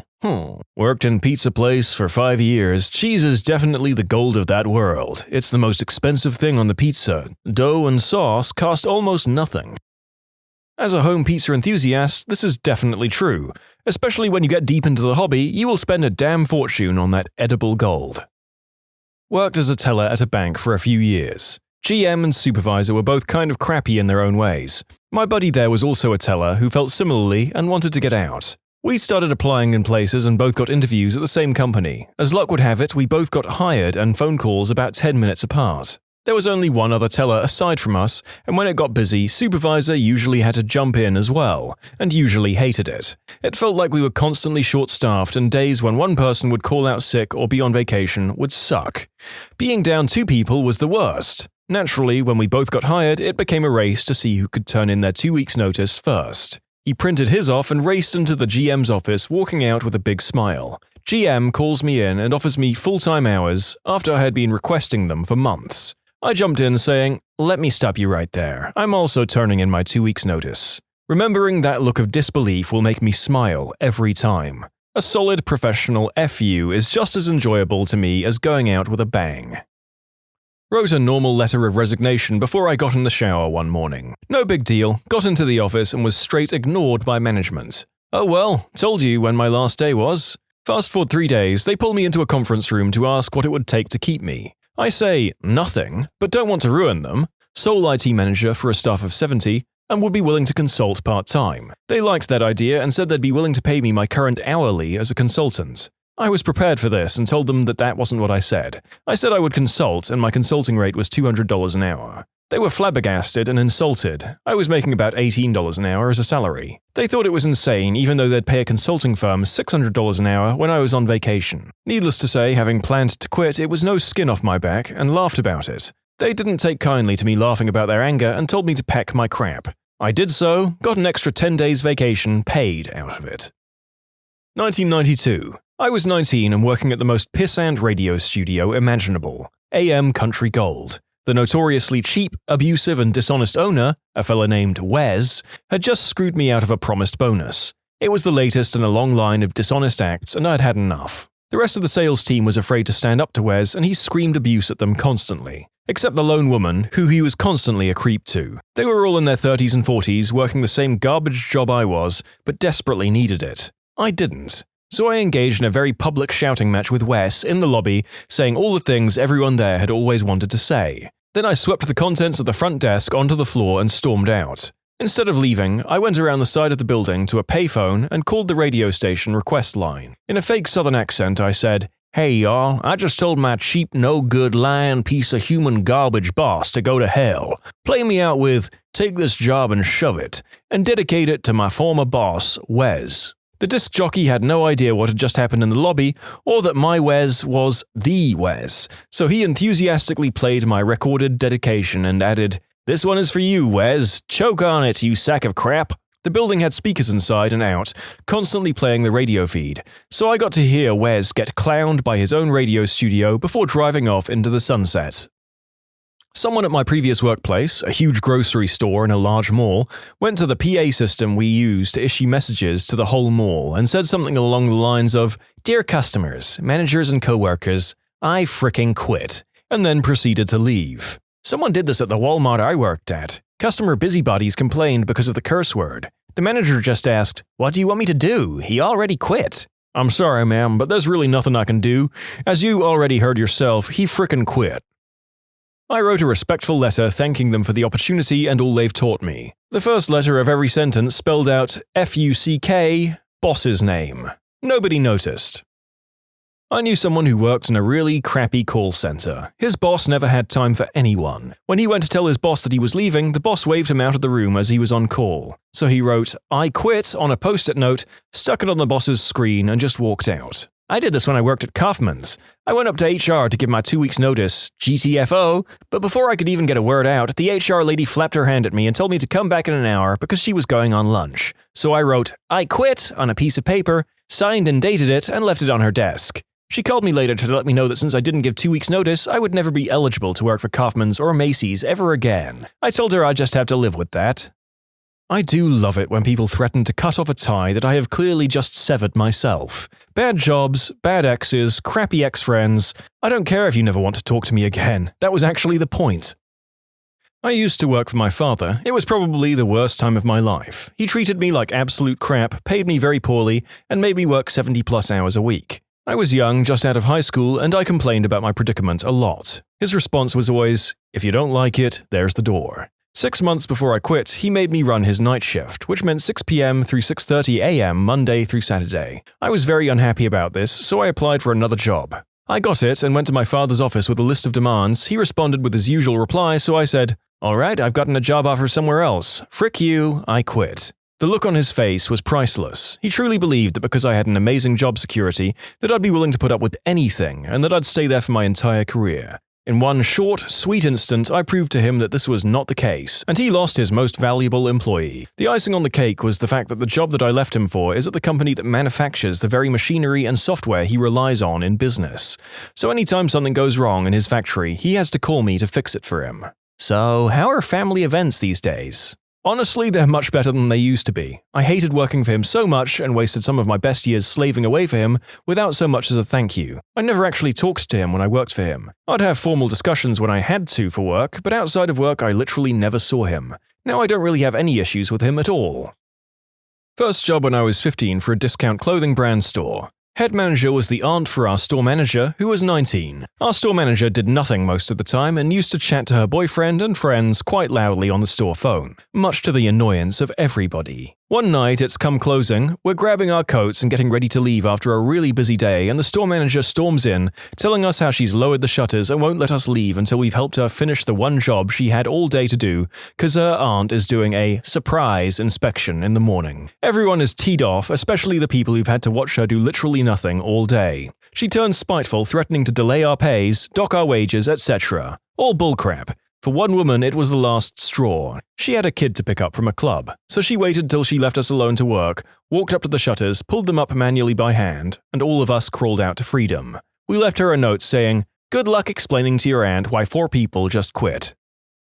During my exit interview, I told HR the real reason I was leaving was due to the quality of the office chairs. I said they were an eyesore, uncomfortable, and made me ashamed to come to work and resulted in subpar job satisfaction. 2 weeks later, I was told by previous co-workers everyone got brand new, top-of-the-line office chairs.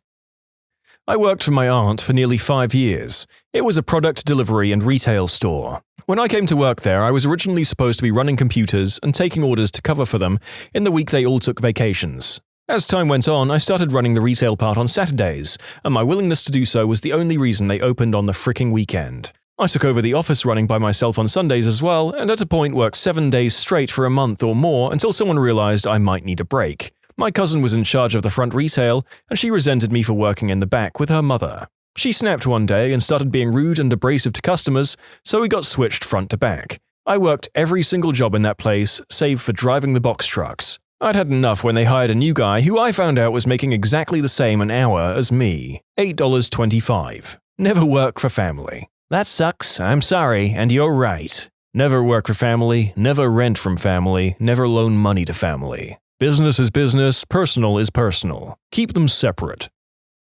I worked for a law firm doing research and analysis. I wrote a custom program on my own time that would automate editing down these huge lists we'd get from an outside vendor, boiling it down to only what we wanted. First, only my team used the code. By the time I left, over 150 people were using it. It sounds minimal, but it was actually a huge time saver. The program would boil down a list, 100 pages long, to about 10 pages, a process we used to do manually a couple of times a day. A layoff was announced, and I was part of the outplacement, but the firm wanted to continue using my program. I asked if there would be compensation as it was coded on my own time, never paid for it, etc. I was told no, and besides, there's nothing really keeping us from using it when you're gone. For the remainder of my time, 2 years, I would create patches whenever the format of the data changed. With my last patch, I put in code that would disable the program and erase key parts of the program 1 month after my last day. From what I understand from people still with the firm, on day X, everyone came in, booted their machines, and the program was simply gone.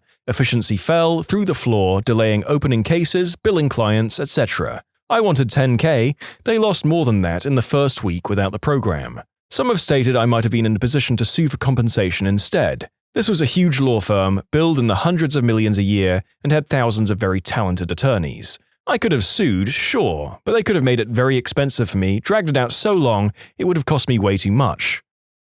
This is my third quitting stories batch of posts with this channel, and I'm not sure I'll ever get tired of this particular subject. There is some real vicarious joy to be had with people sticking it to their bosses.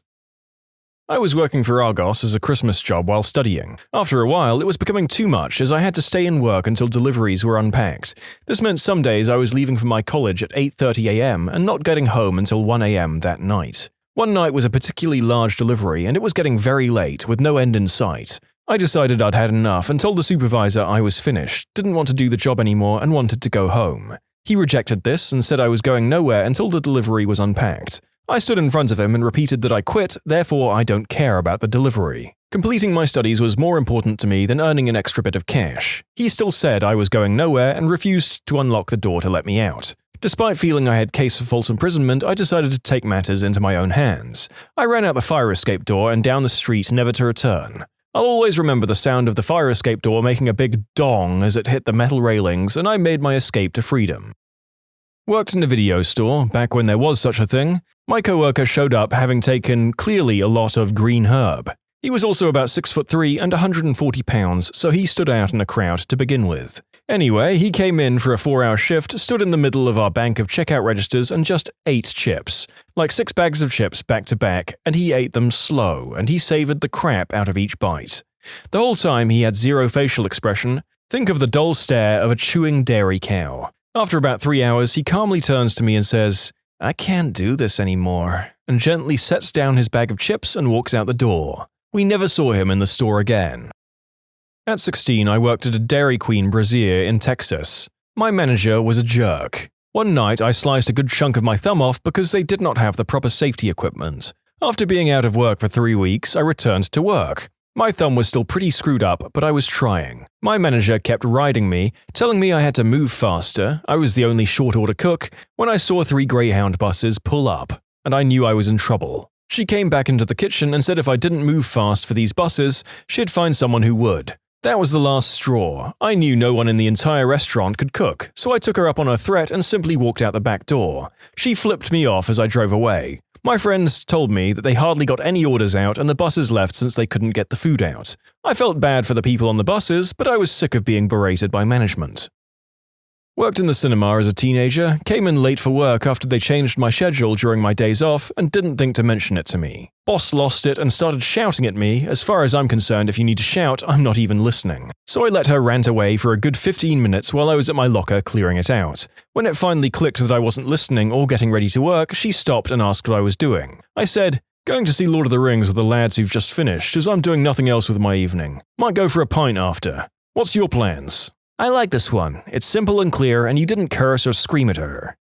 When my boss was having a meltdown, one of my coworkers kept saying, "Didn't catch that. Could you speak up?" She literally lost her voice, screaming at him.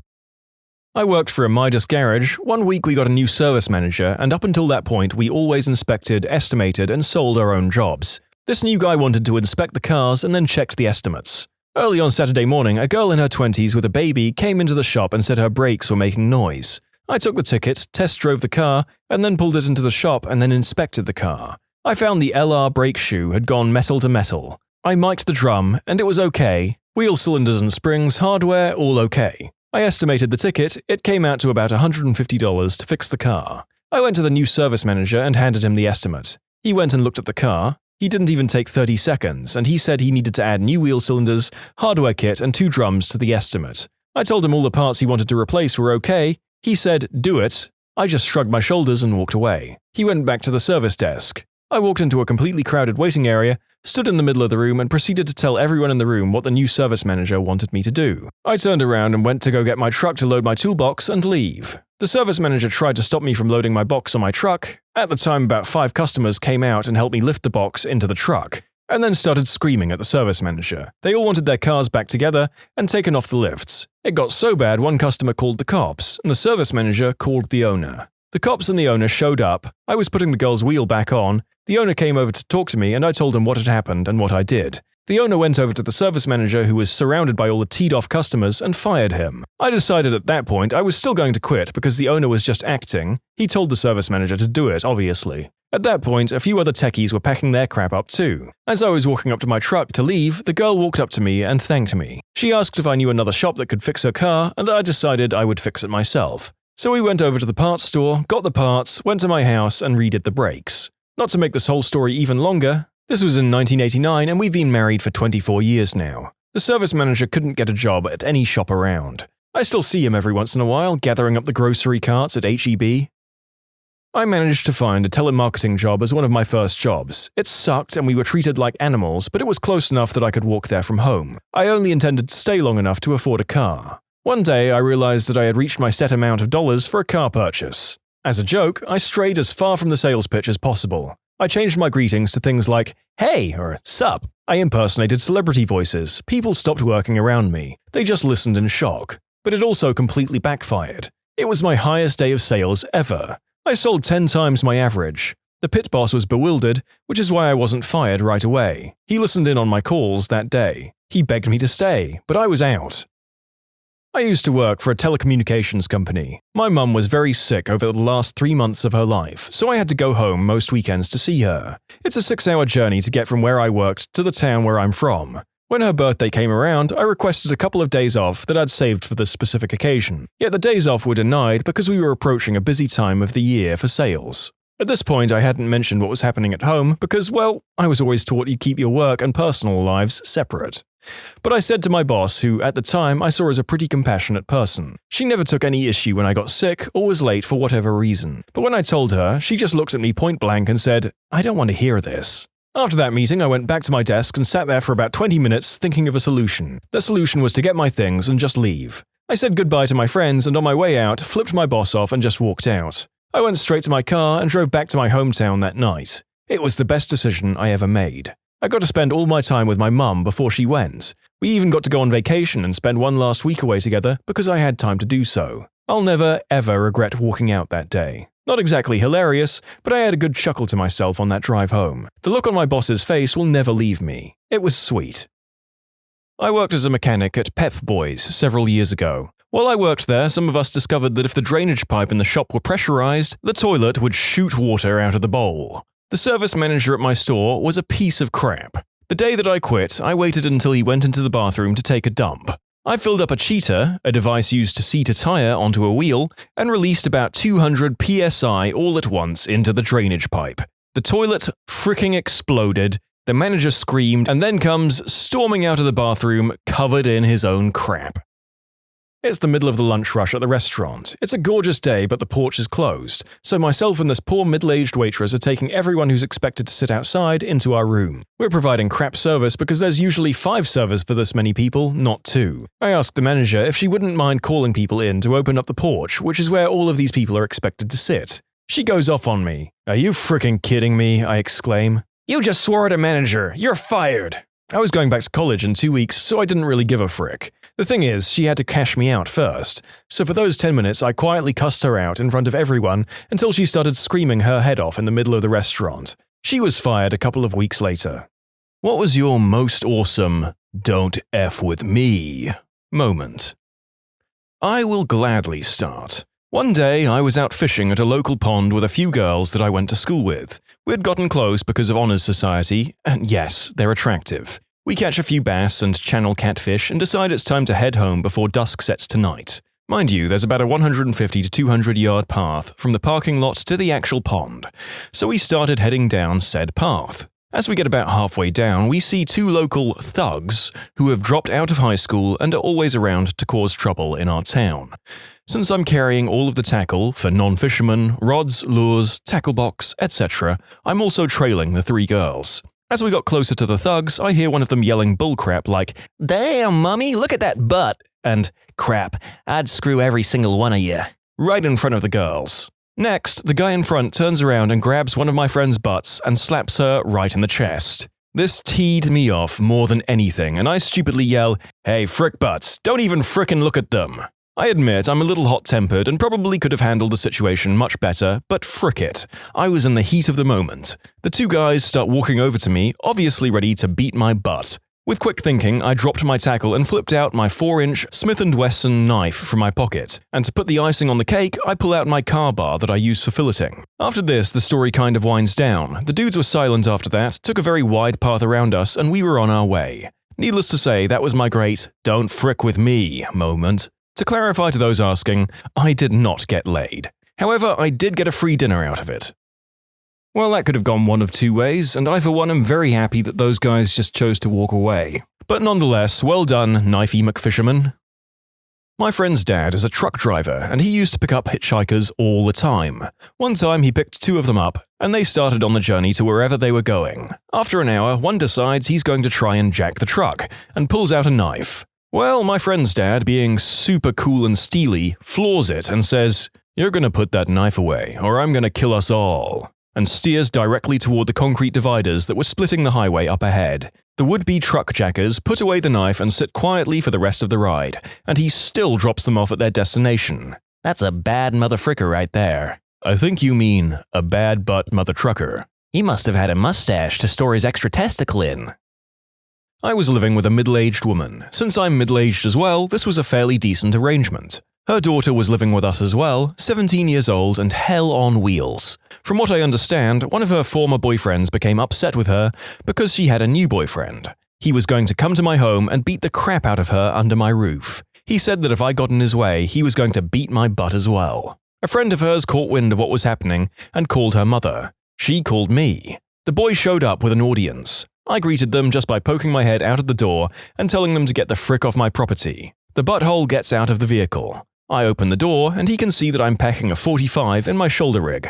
I also have an 870 by the door. I hear a forlorn, "Hi, John," to me, from his friend that came along to witness him beating my butt. I repeat my demand that the man remove himself from my property, and he complied. It could have been the gun, then again it could have been the shovel leaning against my truck, and the fact that no one would come looking for him if he disappeared that far from town. My great-grandfather was a CB in World War II. Somewhere along the way, he got his hands on a frag grenade. When he came home, he unscrewed the pin fuse mechanism, dumped out the black powder that makes the boom-boom, and put the fuse back on so it looked like a regular grenade. He kept it on his bedstand for the rest of his life. Apparently, this was also when someone broke into his house, he could calmly walk out with the grenade, pull the pin, and threaten to blow everyone to heck and back if they didn't kindly replace anything they'd taken and exit his property.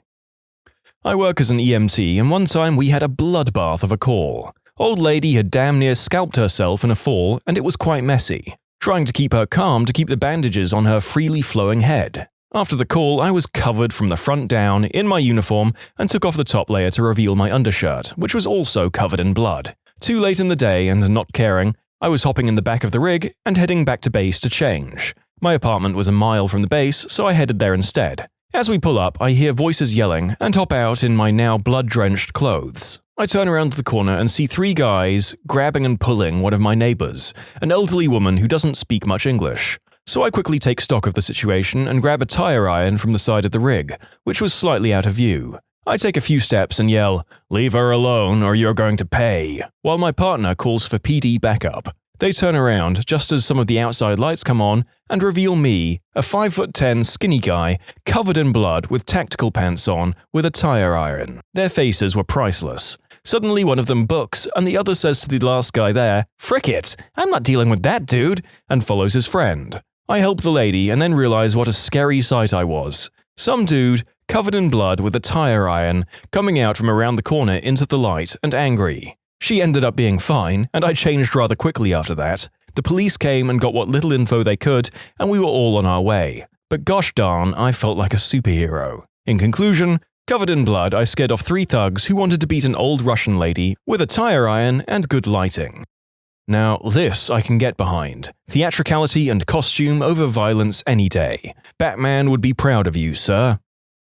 Long story short, my passport got stolen and my only way back home was a train from Oakland, California, back to Canada. So I was sitting at the train station for like 2 hours and decided to go for a walk around that part of Oakland, across from where the Raiders and A's play. Being naive and from Canada, I had no idea what this meant. It took me less than 10 minutes to realize that I'd made a horrible decision. A car started driving around the block I was walking down. I had a suitcase and a backpack and a large bag. It was a long trip.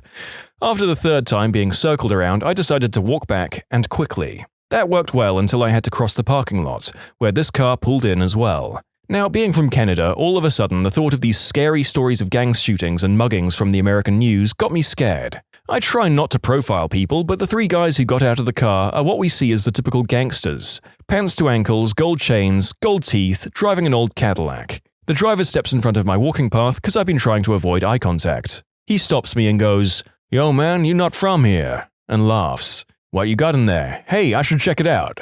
His 2 friends are leaning over the car, and one pulls a bat out of the car and places it on the roof. This is where my instincts kick in and I lose control of any real thinking. So I start yelling in the most aggressive way possible.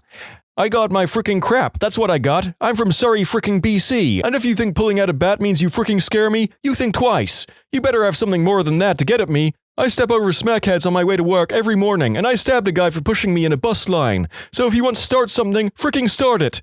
Now, obviously, I've never stabbed anyone, and I'm from Surrey, and I do step over smackheads on my way to work, but I don't know where any of this came from. By all physical appearances, I'm a bit of a dork, and I'm gay, so I have no idea where any of this came from, but my heart was racing, and this is what came out. So I stood there for a few seconds, breathing heavily, fists clenched, posed in the same stupid-looking come-at-me-bro pose, like I was ready to battle a lion. The guy looks at his other friends and then goes, "My bad, man," and then gets back in the car and they leave. About a minute after they left, I actually had to sit down because my legs would not work, I was so scared. So that's how I almost died. I don't actually think this would or could ever happen again in the same situation. I have almost never raised my voice in my life. But I really didn't want to die. Also, after the gong show of losing your passport in a foreign country and having to take a train home, your emotions get the best of you. I've had a similar moment. At the time, I was 23 and super goth. We're talking 8-inch platform boots, on top of being 6'1", skin-tight rubber pants, makeup, shaved off and drawn on eyebrows, girls' tank top, the works. So I was very androgynous. On my way home, in the ghetto, on a bus full of inner-city high school kids just out of school, and this tough guy thug is giving me the hairy eyeball the whole ride. I get off at my stop and the kid follows me. He couldn't have been more than 16, but he thinks he's hard. He starts harnessing me, threatening to beat my queer butt if I don't give him my wallet. I turn calmly around to face him and I say, "Look, kid, I'm 23 and I've been dressing like this since I was 15. You think this would be my first fight? Why don't you walk the frick away before you have to explain to your friends how you got yourself beat by a queer?" I then turned my back on him and walked back home while he stood there in silence. It's kind of a cliche line, but damn if it doesn't work. 2 guys at a bar, one sitting next to me and the other across, start fricking with me for no apparent reason. They were clearly on the sauce. The fact that I ordered the crappy bar pizza is a testament to the fact that I was nearing that point too. At the point the waitress came by and dropped my pizza off, the guy across from me is basically challenging me to walk outside. At that moment, the sad excuse of a D-bag next to me makes a grab at my pizza. Through some amazing drunken luck, I see this out of the corner of my eye, launch my arm out, and backslap the crap out of this guy's arm. They must have thought I knew martial arts because they didn't say a word after this and got up to leave. Don't mess with my pizza. How do we have these moments of supreme physical coordination when we've had a fair bit to drink? I once landed a chip in my friend's wine glass from across a big room after a medically inadvisable amount of liquor, and I could never do that sober. Same probably goes for Karate McBar Pizza.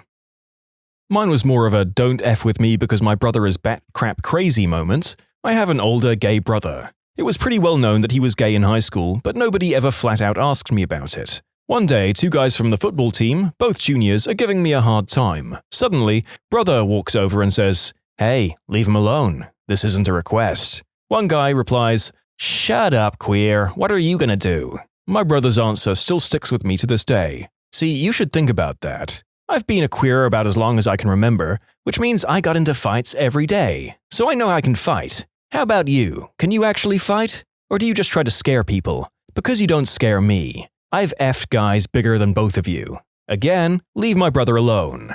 F you, queer. You're not my type. I like men. At this point, a little crowd had gathered and they began to laugh at my brother's last comment. The 2 guys scowled, huffed, and walked away. My brother looked at me, smiled, and said, "Sorry if that was awkward." I used to get in fights a lot, but I think the best one was at a bar with my buddy watching baseball games. My buddy loves the Red Sox and doesn't drink, and I think baseball is stupid, but I love drinking, so we reached a kind of compromise. Anyway, while my friend Scott is chatting up this girl next to him about the Sox or whatever, these 2 guys next to us in Yankees jerseys are becoming more and more belligerent, yelling, throwing crap at the TV, and just generally being buttheads. Now, I know enough about baseball to know Boston and New York hate each other. Hell, I'm originally from Philadelphia, we hate everyone. But I didn't think these 2 were going to be much trouble aside from being loud. Then, for whatever reason, one of the big New Yorkers guys decides to dump a full beer on this Red Sox chick my friend was talking to. At this point, my entirely sober friend said something along the lines of, "Hey dude, what the frick?" This dude turned to my buddy, reeled drunkenly for a moment, and then leaned way back and made that huge hocking a loogie sound, and right as he leaned in to spit, I swung at him, forgetting I still had a full beer mug in my hand. According to my friend and his lady friend, the spit totally came all the way out of his mouth, hit the mug, and then went back into his face when the mug hit him. It was wicked awesome. Now mind you, I'm completely hammered, but as far as New York bros were concerned, I came out of freaking nowhere like an inebriated Batman, because at the time I was sitting at a table behind the whole group.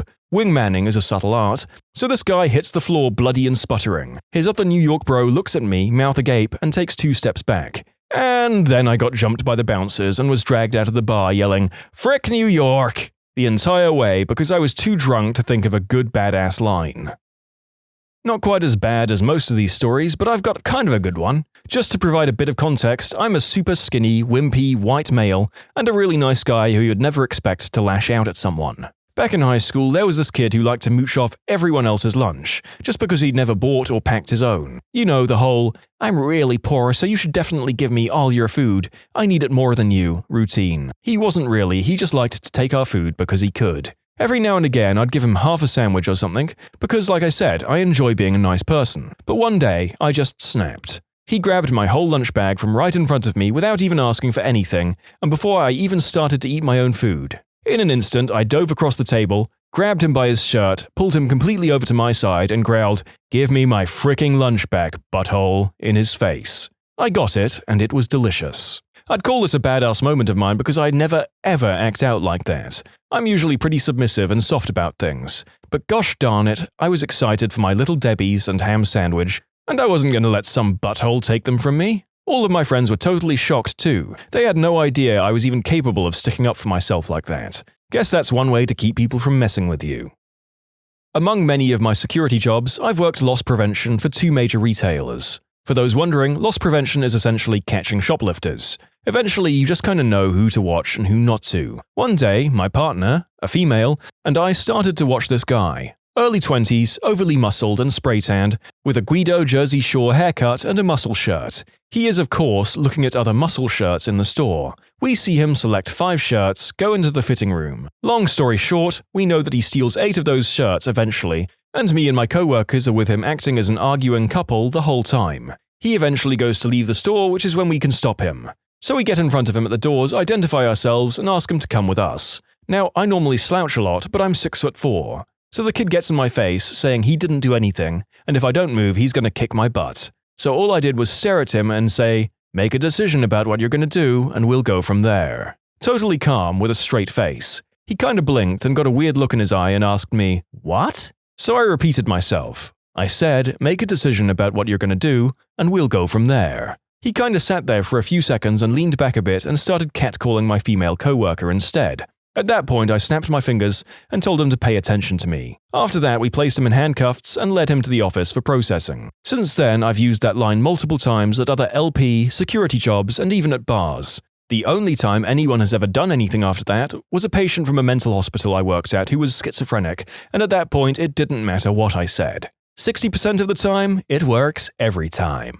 I too have a security job story. It was getting late, the store is about to close, Lord & Taylor, when I see a guy who doesn't look like he'd be buying the types of clothes that are sold there. He walks in and starts browsing the dress shirt section. Me and my fellow coworkers see him pick up about 10 shirts and proceed to walk into the dressing room with them. Now, you think that a smart thief may hide 1, 2, or maybe 3 in their pants if they're super ballsy. No, this man decides to stuff 10 dress shirts down into his pants, making him look like he has similar-sized quads as Ronnie Coleman himself. At this point, I stop him right away, say that we know he's trying to steal all the shirts, and ask him kindly to put them back. This is when things start heating up. The man says he has a deadly transmitted disease, pulls out a syringe and says that anyone that tries to get in his way is going to get stuck. I obviously don't want any part of this, so I back up and was going to let him go. Normal protocol is that you're not allowed to touch a customer inside the store, even if you do know they're stealing. This is when I hear clothes dropping on the floor and the sounds of metal hangers rattling. My coworker decided that 10 shirts was not leaving the store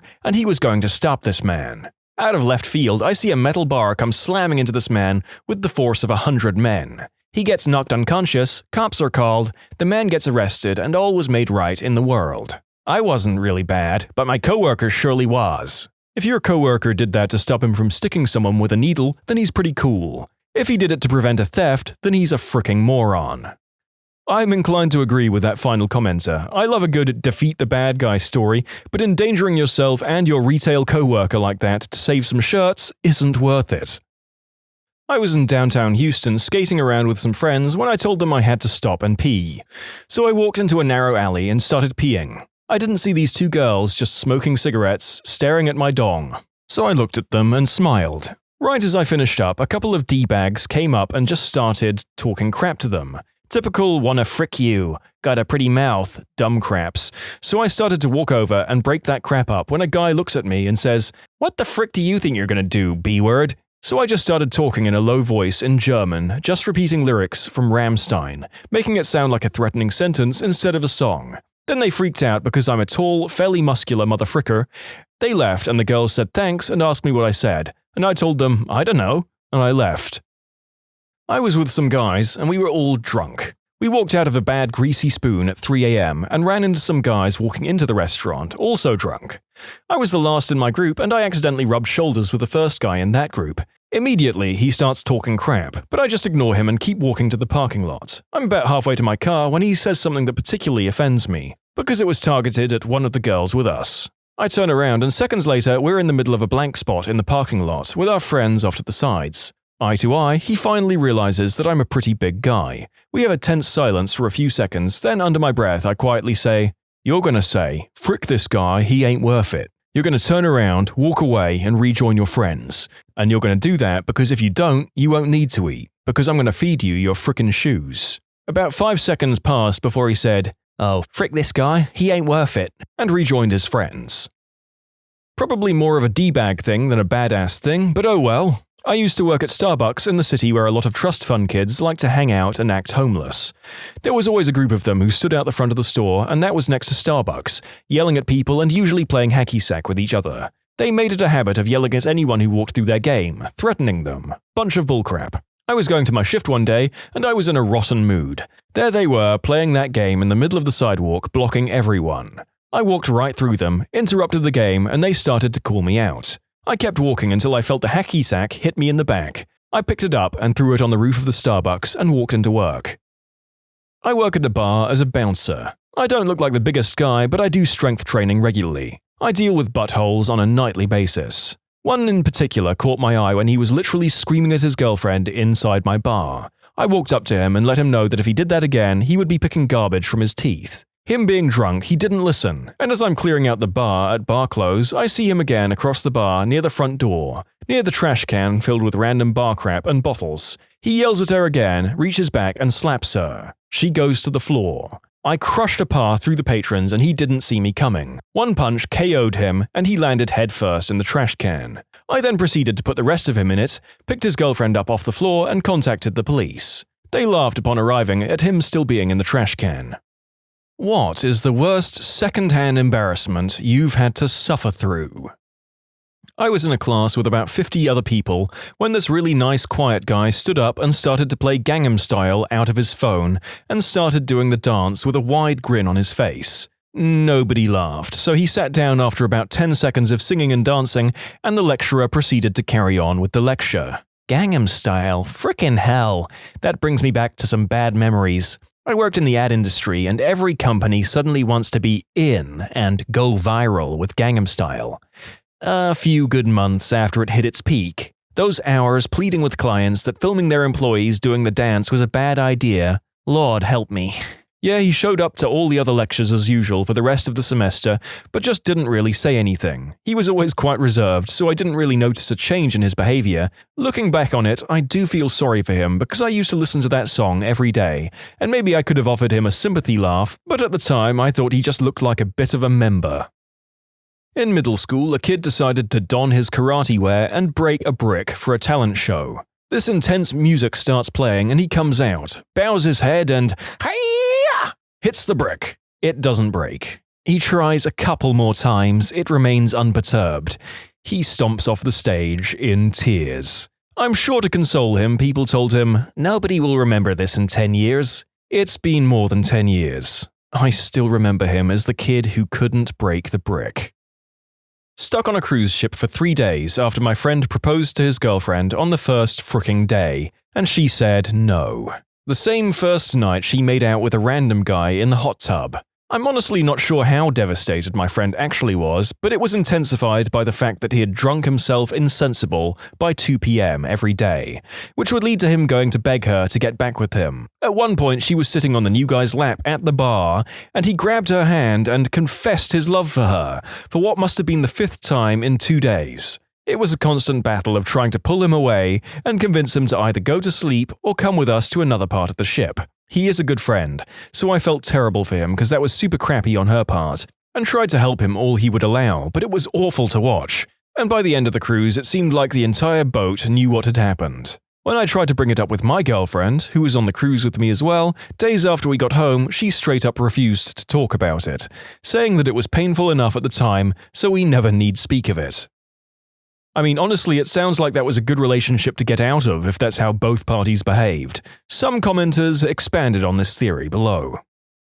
Was the proposal an attempt to save the relationship? Guys often propose when they feel the person slipping away from them. A common case is a girl wanting to back away from any serious commitment, but the guy actually wants it. I feel like this isn't 100% of the whole story here. No story that makes someone out to be that much of a victim is 100% the whole story. Like, I'm sure it was super messed up, but every situation has 2 stories. I think on a ship, each story is called a deck, actually.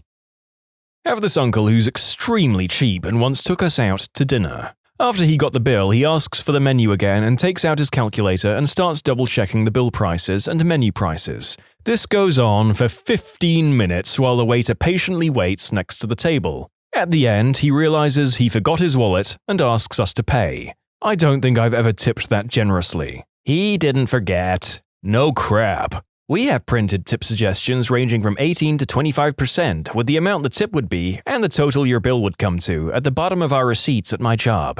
They're mainly for people who don't want to calculate it in their head or people from cultures that don't tip. But some people really believe that you have to tip one of those exact amounts and want to speak to a manager about being swindled. Even when we explain that they're suggestions, they somehow think they're requirements. Airline pilot here. The captain and I had a guy from another airline riding in the jump seat between us in the cockpit of a US airline jet. The captain was a bit of a blowhard loudmouth and decided to make a comment when he saw an Air India plane. You know, what I hate most about Indian women is the big red dot on their forehead. The jump seater said, "My wife is Indian," and produced a photo from his wallet of his family, including his Indian wife with the bindi on her forehead. The captain only made it worse while he squirmed by asking some crap like, is she from Eastern India or Southern India? Because I'm referring to the ones from… And my mind was cringing so horribly I blanked out on the rest of the conversation. Oh, so he wasn't a racist, just a regular racist. Recently went to a wedding where the groom had 5 or 6 different groomsmen, and they all gave a speech. The first few were pretty good and funny. The last guy that went tried way too hard to make it funny. He started off with some lame cliché joke about how the bachelor party was crazy and that they'd never talk about it again. He actually paused and waited for laughter, and not a single person laughed out of over 150. Then his hands started shaking and he kept losing his place. I think he eventually gave up after about 2 minutes of torture and just said, "To the bride and groom." It was horrific. Was at a friend's brother's 21st and was standing around talking with some other guys. On the driveway, a bunch of girls were dancing to the music. It was a really chill night, but it was about to get a lot chillier. The guy next to me said to the guy on the other side, "How about the rack on that blonde chick?" The other guy replied, "That's my daughter." The first guy mumbled something and left at a brisk walk. It can be worse, believe it or not. My significant other was helping his mum reminisce by looking at her old sports team photos from when she used to play hockey. Significant other and his mate both point and go, "Whoa, who's that one?" And of course, it was her. She was apparently really flattered by it though. I mean, Freudian complexities aside, it's just nice that the person gave their mum a nice esteem boost for a while. Probably a good thing that the friend was there to place the blame on. When I was in the 7th grade in Texas history class, we had an in-class assignment in groups of 3 that required us to read a passage from the textbook and then summarize it in a skit for the class. I was grouped with a good friend who we call Karen and a girl who was known for being really socially awkward, who we will call Janice. Janice was that type of socially awkward girl that tried really hard to be cool, but failed miserably while wearing a Naruto headband every single day. Our passage was about cattle herding, and for some reason Janice got it into her head that it would be hilarious to hum the Star Wars theme song, but instead of regular humming, moo it. She wanted to moo the Star Wars theme song at the end of the skit. She tried to convince us, but Karen and I did not want to get destroyed by our classmates, so we refused. When it was our turn, we completed our skit and started to head back down, and Janice looks at us and screams, "Please!" And we both just shook our heads. She burst into tears and explained to us that she wanted to do something cool for the performance, but we refused, so could she just please do it on her own? The teacher told her to go ahead. Janice, still sobbing, stood in front of the class and mooed the entire Star Wars theme song, but the tune was unrecognizable since she was sniffing and gasping in between moos. So we all just kind of sat there for a solid 5 minutes watching this girl in a Naruto headband bawl and moo.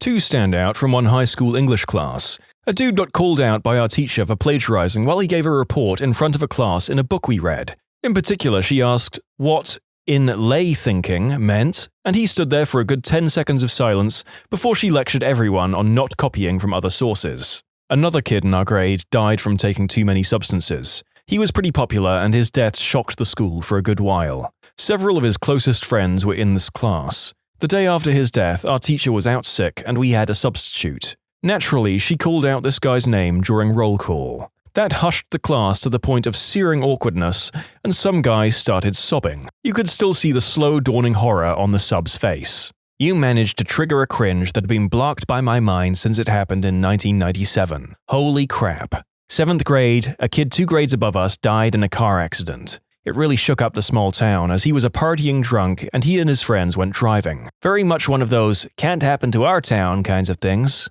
Cue roll call in social studies the day after the funeral. A kid in our grade shared a very common first name with the kid who died. Teacher says, "James?" Before James can even say "here," frickin' Isaac yelled out trying to be funny, "How can he be here? He just died!" Absolute silence. I mean, what the frick do you say to that? And in case you haven't cringed into oblivion yet, this was the day that the dead kid's sister, who was in our grade, returned to school. She was going to take more than the week and a half to recuperate, but liked being around friends to help her get through it.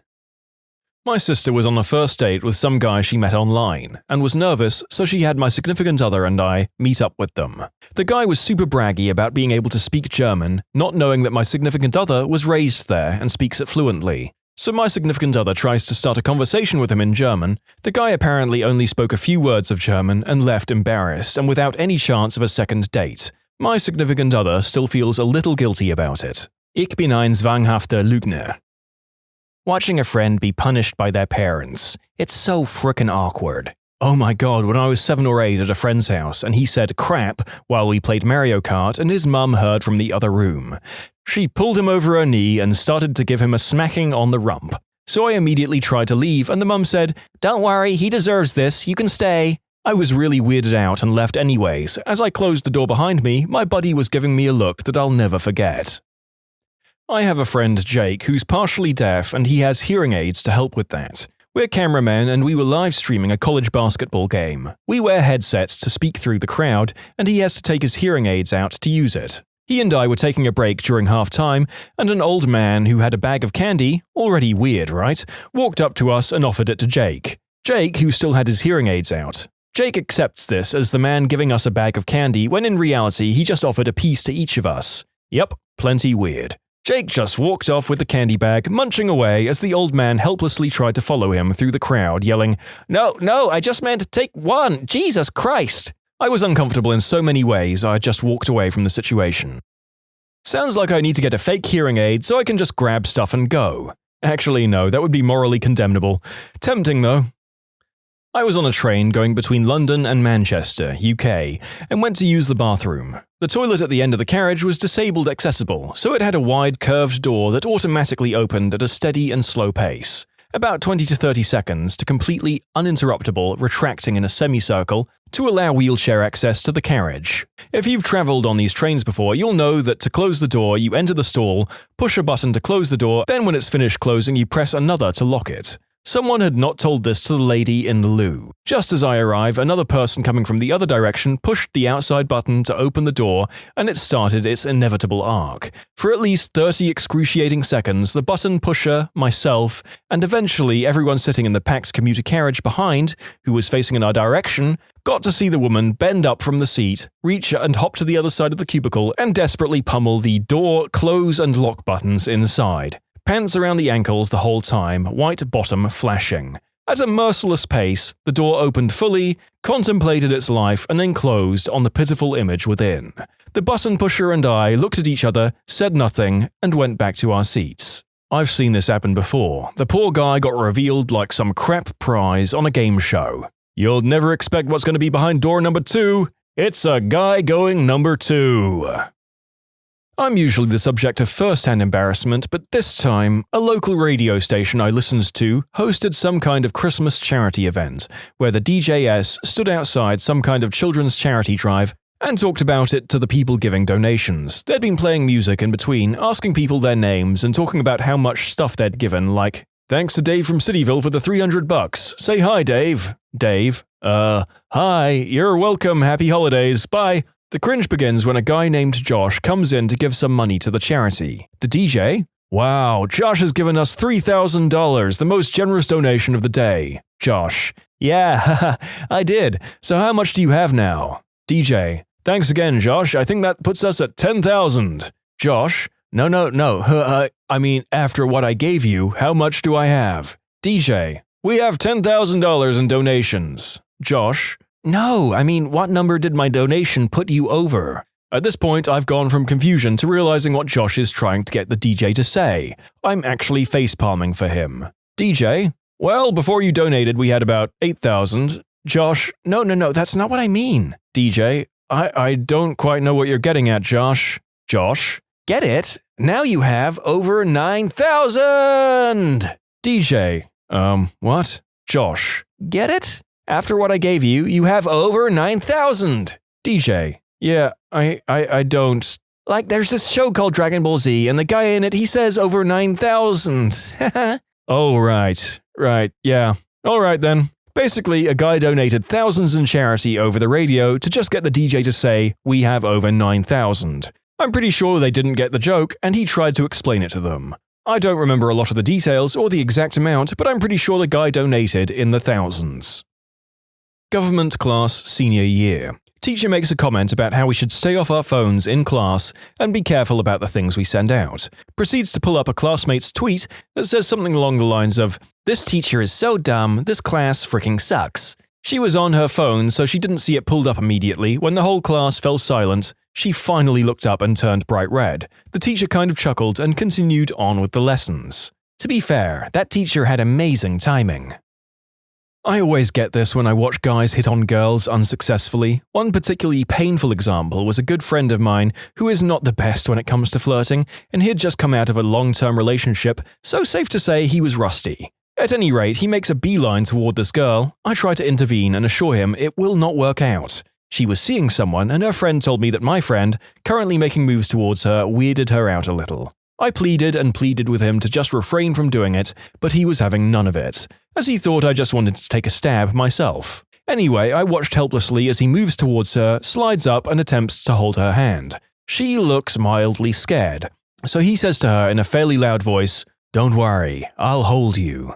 At this point, I have to look the other way as I'm actually dying of embarrassment for him. She then slowly starts moving away, looking quite fearful, and then briskly walks outside. He comes back over and asks if he should go for her friend instead. Just remembered another story from the same guy around the same time. This time he had managed to pull, and he was cracking onto this girl and she was reciprocating, putting her hands on his leg, giving him the occasional kiss. Anyway, he gets incredibly smashed, and we're walking with a group of friends to another bar. The woman in question is walking behind us with her friend. He says incredibly loudly, "I am so in there, bro. 10 out of 10. Easy." She's obviously well within earshot. We arrive at the next bar, and she comes up to him and says, "Were you talking about me?" I've never seen someone look so on the spot. He stammers some answer about not meaning it like it sounded. At any rate, safe to say, this killed the vibe for a bit. She sort of distances herself from him. Undeterred, he continues to drink and attempts to start up conversations with her. Feeling a little bit freaked out, she asks her friends to leave.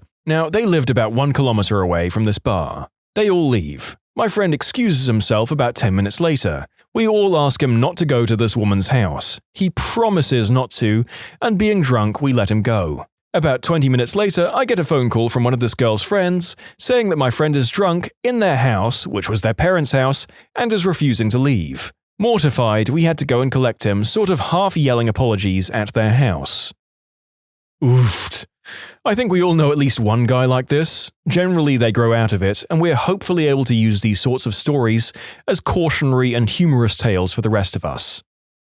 Used to be a bag boy at a grocery store. One day, I was bagging an older man's groceries, and the cashier begins to talk to him. In a polite voice, "Have you found everything you're looking for?" He gave no response. "Sir, have you found everything you're looking for?" No response. "Sir, have you found everything you're looking for?" The man, finally acknowledging the cashier, says, "Oh, hey, I'm deaf." The cashier apologized profusely, and the old man looked at her in disgust, while I did the brave thing and left to bring shopping carts back into the store.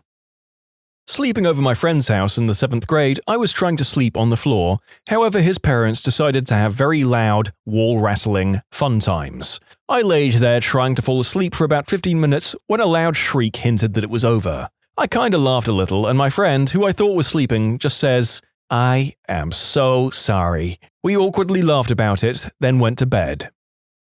3 women in a kitchen, one is pretty overweight and recently miscarried. I knew, the third person didn't, and started asking questions about how the pregnancy was coming along. I'm peeling carrots, just dying inside. The overweight woman who miscarried informed the woman that she lost the baby a month ago. I'm a coward and just pretended to focus on the carrots. Horrible. This was my freshman year of college in 2006. One of my Gen Ed class requirements was a minority studies class, and the only one left was women's studies. I figured it would be a perfectly okay class, and it honestly was. The problem was this guy in the class named Carter. Carter was the precursor to the modern-day "ladies, I must apologize for my gender, look at me, I'm such a good ally to women" guy, and every time he raised his hand, you could see a lot of people in the room cringe. He had said something dumb, and the professor had moved on to a new topic when he raised his hand again. He then said, "I just want to apologize for what my gender does to women." I feel like everyone in the class was staring a hole through their desks because of how utterly embarrassing this guy was. The professor said, Okay, if that's all you wanted to say, let's move on, and oh lord, does thinking about that still make me cringe. Oh boy, I've got one. An integral part of my architecture education were what we call critiques or juries. Basically, you'd present your work in front of a group of your classmates and professors, to which questions could be asked and suggestions be offered. It was an incredibly valuable part of our education, as getting and offering feedback really encouraged more critical thought about what we were doing. Unfortunately, it also meant that if you produced crappy work, you'd get torn to pieces. Anyway, come our final jury presentations for the semester, this one guy pins up his presentation materials and physical model and gives his presentation. It was bad. Seriously bad. Aside from only taking up a quarter of his allotted time, it looked like his presentation materials were half finished, after a night of fervent scrambling to get the work done. There wasn't enough to even start to ask questions or give suggestions to him.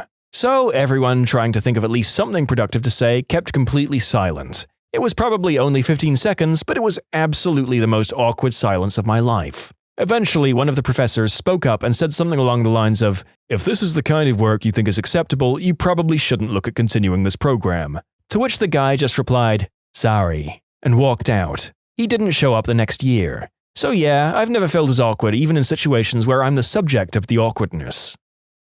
Probably not that bad in the grand scheme of things, but it's been going on for months now. My friend will just blurt out guesses to questions in my physical chemistry class. She sits in the front row, and before anyone has a chance to answer if they actually know, she will just randomly guess. Over and over again. It's so awkward because she's almost always wrong, and the teacher asks her to explain, and she doesn't ever have a good reason for what she said.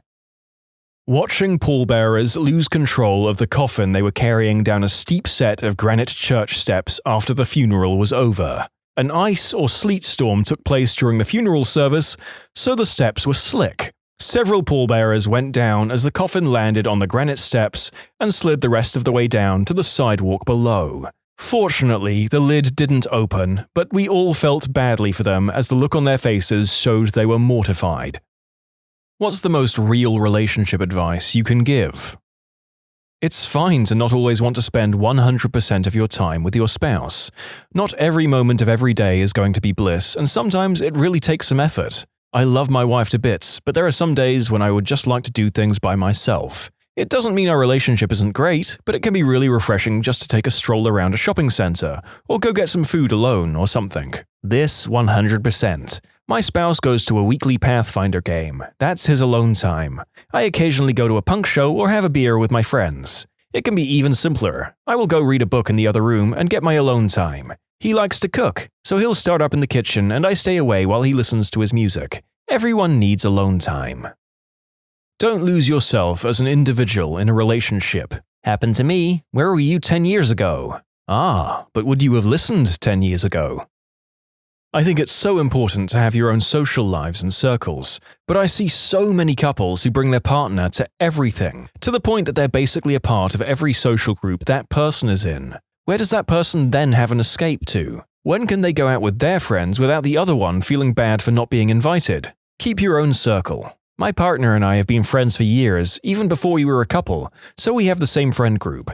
I combat this by asking when he wants me to tag along to outings like shopping, and also we have pretty chill home life. Also, we're not attached at the hip at events, and I know when to step back and let him have one-on-one conversations. I try and let him know that it's okay for us to do our own thing and I won't be offended. Sometimes I worry that I'm too much and we're not getting enough alone time, but we communicate well and respect each other. So if it ever becomes an issue, it wouldn't be one for too long. Communication is key. Make sure you're talking to your partner and finding out what they need and telling them your needs too.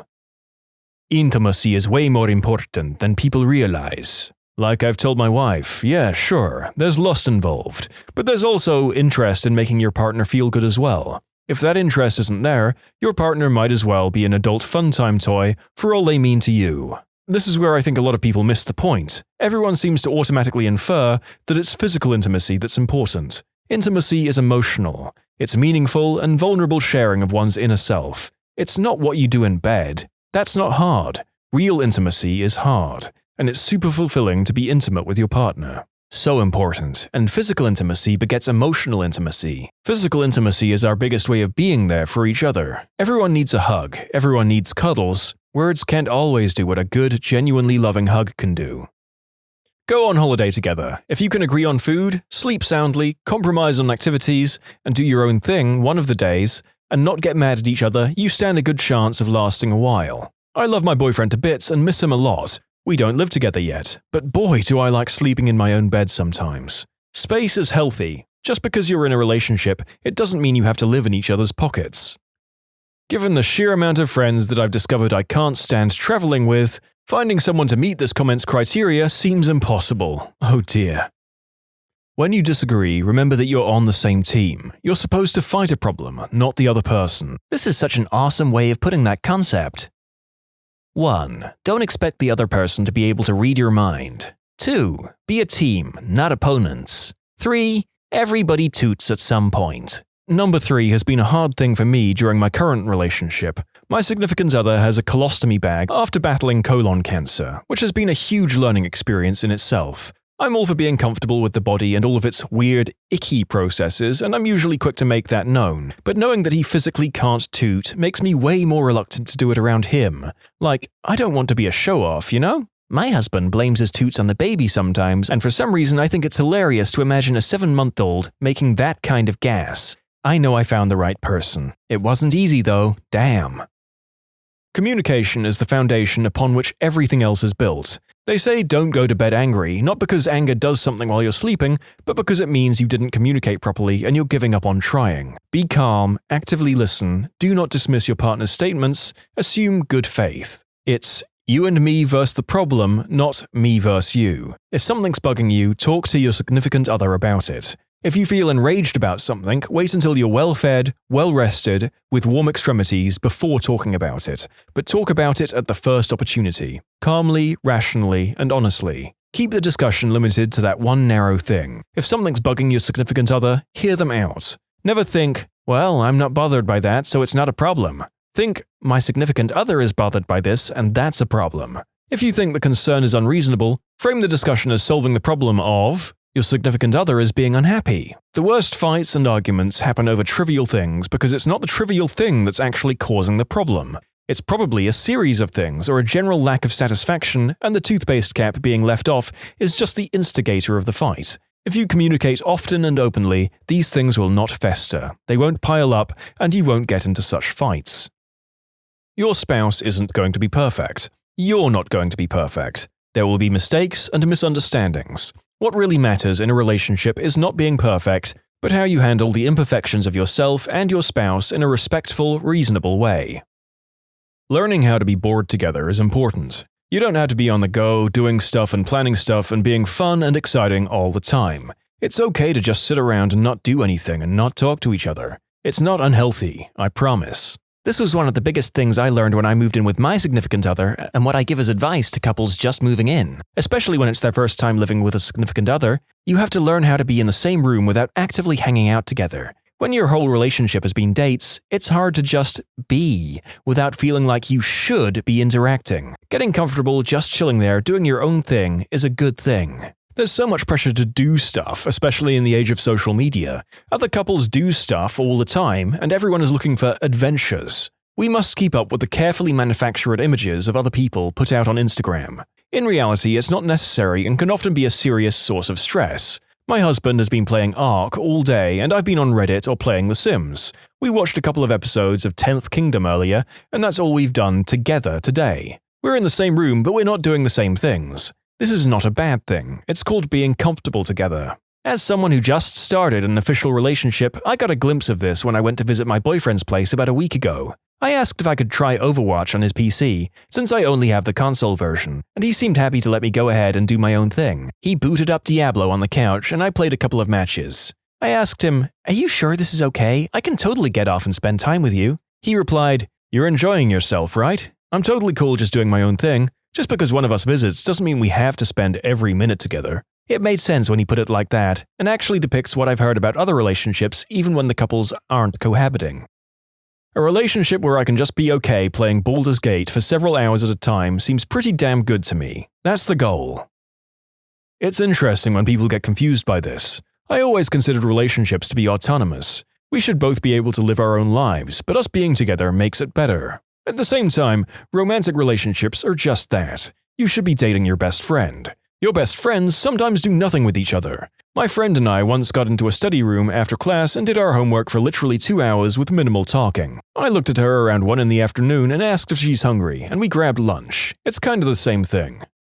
You have to be honest with them, especially when it's hard to do. Me and my boyfriend get uncomfortably real with each other sometimes, and something we've both learned is to listen to criticism without getting defensive. And when giving criticism, we don't attack each other, no matter how angry or sad we are at each other.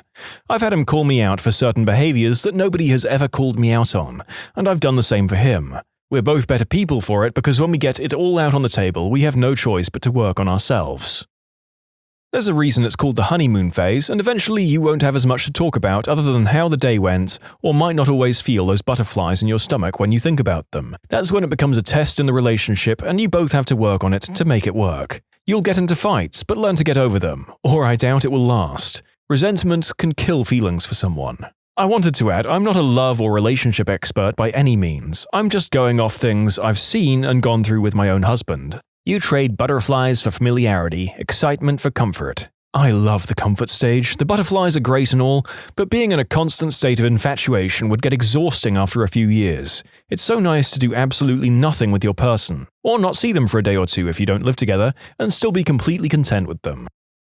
In an ideal relationship, the contributions are 60-40, where both partners are the ones trying to give 60%. My mom asked an elderly couple who'd been married for decades what their secret was. They said that they act as if being nice to each other is a competition. That's always stuck with me. I've been married for 28 years. When I was engaged, a dear lady, then in her 80s and still very much in love with her husband of 60+ years, told me this: "Just because he's your husband, don't think he requires less regard than your friends. Before you yell at him for something, anything, ask yourself if you would yell at your friend for the same thing." What she was trying to say is that being married, together, is not a free pass to stop being a decent human being. You're going to get annoyed by the socks on the floor, but is it an excuse to fly off the handle? Respect and common courtesy are my recommendation, and you don't need to keep score. There's no winner. I can't praise this enough. I see couples snap at each other all the time over the silliest stuff and wonder how it must feel to be constantly on guard like that. Just be nice to each other. If you can't stand to be nice to each other,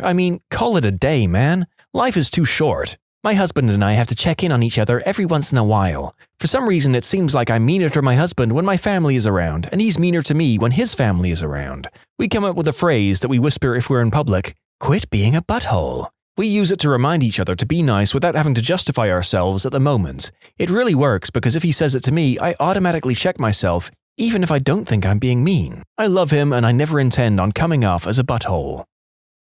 Listen to them, communicate with them, compromise sometimes, and frick them regularly. To elaborate on compromise, it doesn't always mean something we'll both enjoy. At times, it will very likely mean today we do something that my partner likes and that I sparingly tolerate, but tomorrow that reverses. My ex refused to see that side of a compromise. I would see horror films with her, because to me, spending time with her was more important than avoiding seeing a horror film. If I wanted to see a film that she wouldn't like, asking her to see it with me was forcing her to do something that she didn't want, and was therefore unfair.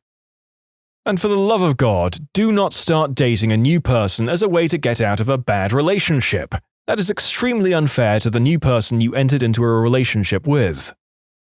Guy here, this probably sounds simple, but here's what I've learned. Know yourself, where you're at in life. If you're in a crap storm, legal crap, money crap, substances and booze crap, legal crap, you're probably not ready for anything serious. Clean up your act first. Be honest. No matter how fricked up your crap is, if you want to move forward in a serious way, all the cards have got to be on the table. Take it slow, get to know each other, but in the end, no secrets. There is some crap that's nobody's business, but I'm not talking about that. Know her, what she's been through, and what she wants out of life. You both need to be pretty much on board. You need to be heading for the same thing. Kids, buy a house, or gypsy life, doesn't matter. Keep an eye on things. You need to make sure she's doing okay, and let her know you're doing okay. Same with her to you. After that, it's just dodging stupid. Sometimes you have to spend years with crappy people to realize what you deserve. It was never a waste. You needed the experience to figure out what works best for you or what to avoid. You'll never forget your exes. They were there for a reason. Good to get something from the School of Hard Knocks on here. A lot of these is from people who seem to have been happily married or together for a long time. Sometimes you have to muddle your way through until it works. Relationships are work. They aren't always fun, you won't always be madly in love, and you can't put them on a shelf and ignore them. No, but you shouldn't shun the work. Too many of my friends are toxic in their relationships, ending them summarily just because any work is seen as too much. Or let relationships turn toxic because it's easier than maintaining healthy ones.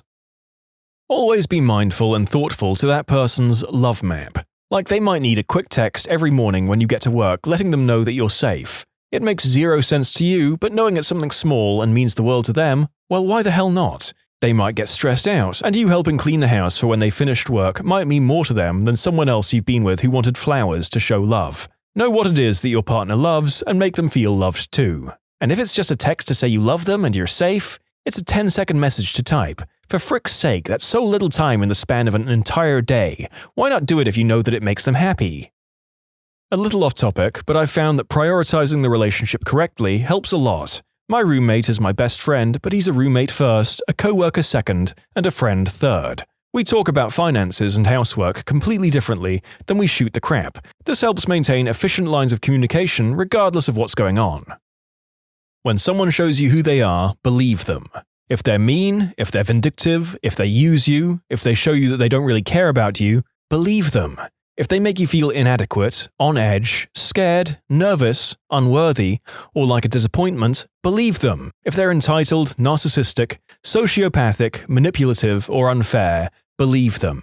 Life isn't a movie, and you can't fix people who don't want to be fixed. More often than not, they're just who they are. So take off the rose-colored glasses and stop thinking love will find a way. If it isn't working, change it. Don't spend your precious time lamenting over a person who wouldn't genuinely lament over you. This sounds bleak, I know, but relationships and love are supposed to be the most beautiful things in the universe. If your relationship is not improving your quality of life on the aggregate, you need to seriously reassess what you want in life, because you deserve better. You only get so much time to find people in your life that make it worth living. Don't get caught up on people who will make you wish you'd never lived it. Yes, you gotta make sure you're choosing them as advertised, not falling in love with their potential. Don't think your perspective is bleak at all. I think it's balanced and disillusioned. In related vernacular, choosing to believe who someone is a great example of living life on life's terms. It's not always easy, but it gets you out of a lot of unnecessary wrestling matches. Probably not going to get this right, but it hit me the hardest after spending 5 years in a toxic relationship. The idea that everyone in their lives is working toward creating a jigsaw, each part of their life, be it work, relationships, or hobbies, make up parts of that jigsaw. Everyone's is different. Some people's careers make up the edges, the less important and interesting parts.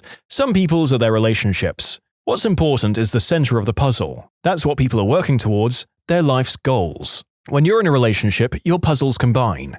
You eventually start working towards a shared goal. You might make some compromises on what goes to the outer edges, but you should both be working toward the same center. Occasionally, it turns out that the centerpiece you were working towards with your significant other isn't what you thought it was. This sucks, believe me, it really freaking does, but there's nothing wrong with cutting your losses. If you're going for a different jigsaw and the pieces don't fit, you won't get a coherent picture. I hope I explained it right, and yes, it's been taken from Daniel Sloss. He puts it way better than I do, so I would recommend checking him out on Netflix. If you go into a marriage or long-term commitment with the impression that you'll be happy all the time and your life will only change for the better, you're absolutely wrong. Be realistic that there will be days where you won't be able to stand each other, your lives may absolutely hit rough patches, and you will not agree on how or why that situation occurred, or even how to get out of it, and the like. Came here to say this, and when you have kids it tends to get even more difficult and adds even more fights and resentment. Life changes, and so do relationships. The butterflies and weak knees only last so long, and that's okay. It's not a bad thing, it's just different. Don't just look for the person who makes your heart race, look for someone who you can also see being best friends with. Because in the end, that's what you become, best friends. Friends fight, but best friends always, or usually, find a way to work through it together. Oh, and it's also my experience that having one shared hobby and one independent hobby helps too. My husband and I game together, but if I need a break from him or vice versa, I'll go read a book and he'll watch sports or whatever. A study of long-term relationships found that successful relationships have one major thing in common. The spouses are verbally supportive of each other's interests and thoughts. For example, if your spouse is very excited about Pokemon Go and wants to tell you all about the monsters that they caught that day, the supportive spouse would listen to them talk about it and be excited for what they're excited about, even if they don't know how the game's played or they think that it's stupid. The couple that's going to divorce, that other spouse would say, "I don't care, that game's for kids," or be generally dismissive of the conversation and change topics. Support what they're excited about as much as you can, even if it's just listening with a smile on your face while you do a shopping list in your head. Without bypassing the obvious one, which is the importance of communication, my mother always told us how you say something is as important as what you're saying. From the tone to how a subject is approached or delivered can make the difference between opening a dialogue or having an argument. Another good one I've seen around Reddit, it's you, plural, versus the problem. If your significant other has a healthy relationship with their ex, especially when they have kids together, it's a good sign. Don't go to sleep angry is bullcrap, especially if you have little kids. If you and your partner are sniping at one another, disengage and get some sleep if it's possible. Most of the fights my husband and I ever had was because one or both of us were exhausted or hangry. But set a time to pick it back up, please. If my husband just says frick it and goes to bed during an argument, I'm angry. If he says, "I need sleep, let's talk tomorrow after dinner," I'm much better. I need to know it's going to be resolved in a timely fashion, and we're both much more reasonable after sleep and cooling down. Choose them. It's not about winning an argument, making a point, having enough time, or giving enough gifts, any of that crap that makes your heart either soar or tremble in the moment. It's about choosing them, knowing them, learning them. Equally as crucial, they choose you back. It's about choosing this person to hold your hand through every moment of every day for the remainder of anything and everything you'll ever experience. Every decision you make has them as a factor. It's about respect and admiration and giving credit where it's due. It's about the truth, about trusting them with the truth, and trusting them to tell it. Choose them, completely. Relationships are not there to fix you. If you aren't happy with yourself, the relationship won't make that a reality. When you want your partner to be fit, attractive, and dress well, don't forget that they want that as well. Want the best for the other person, not for yourself. That's why jealousy is poison. You want your significant other to look good, but only for you? Get a clue. Give them something to want in return. Be a success. Take care of yourself. Learn something every day. Don't waste your time. Be kind and demonstrate that daily. You get what you give. Do the dishes. When you subscribe, make sure to hit the bell to turn on notifications. Put the playlist on in the background to finish listening to all the stories, linked at the top of the description.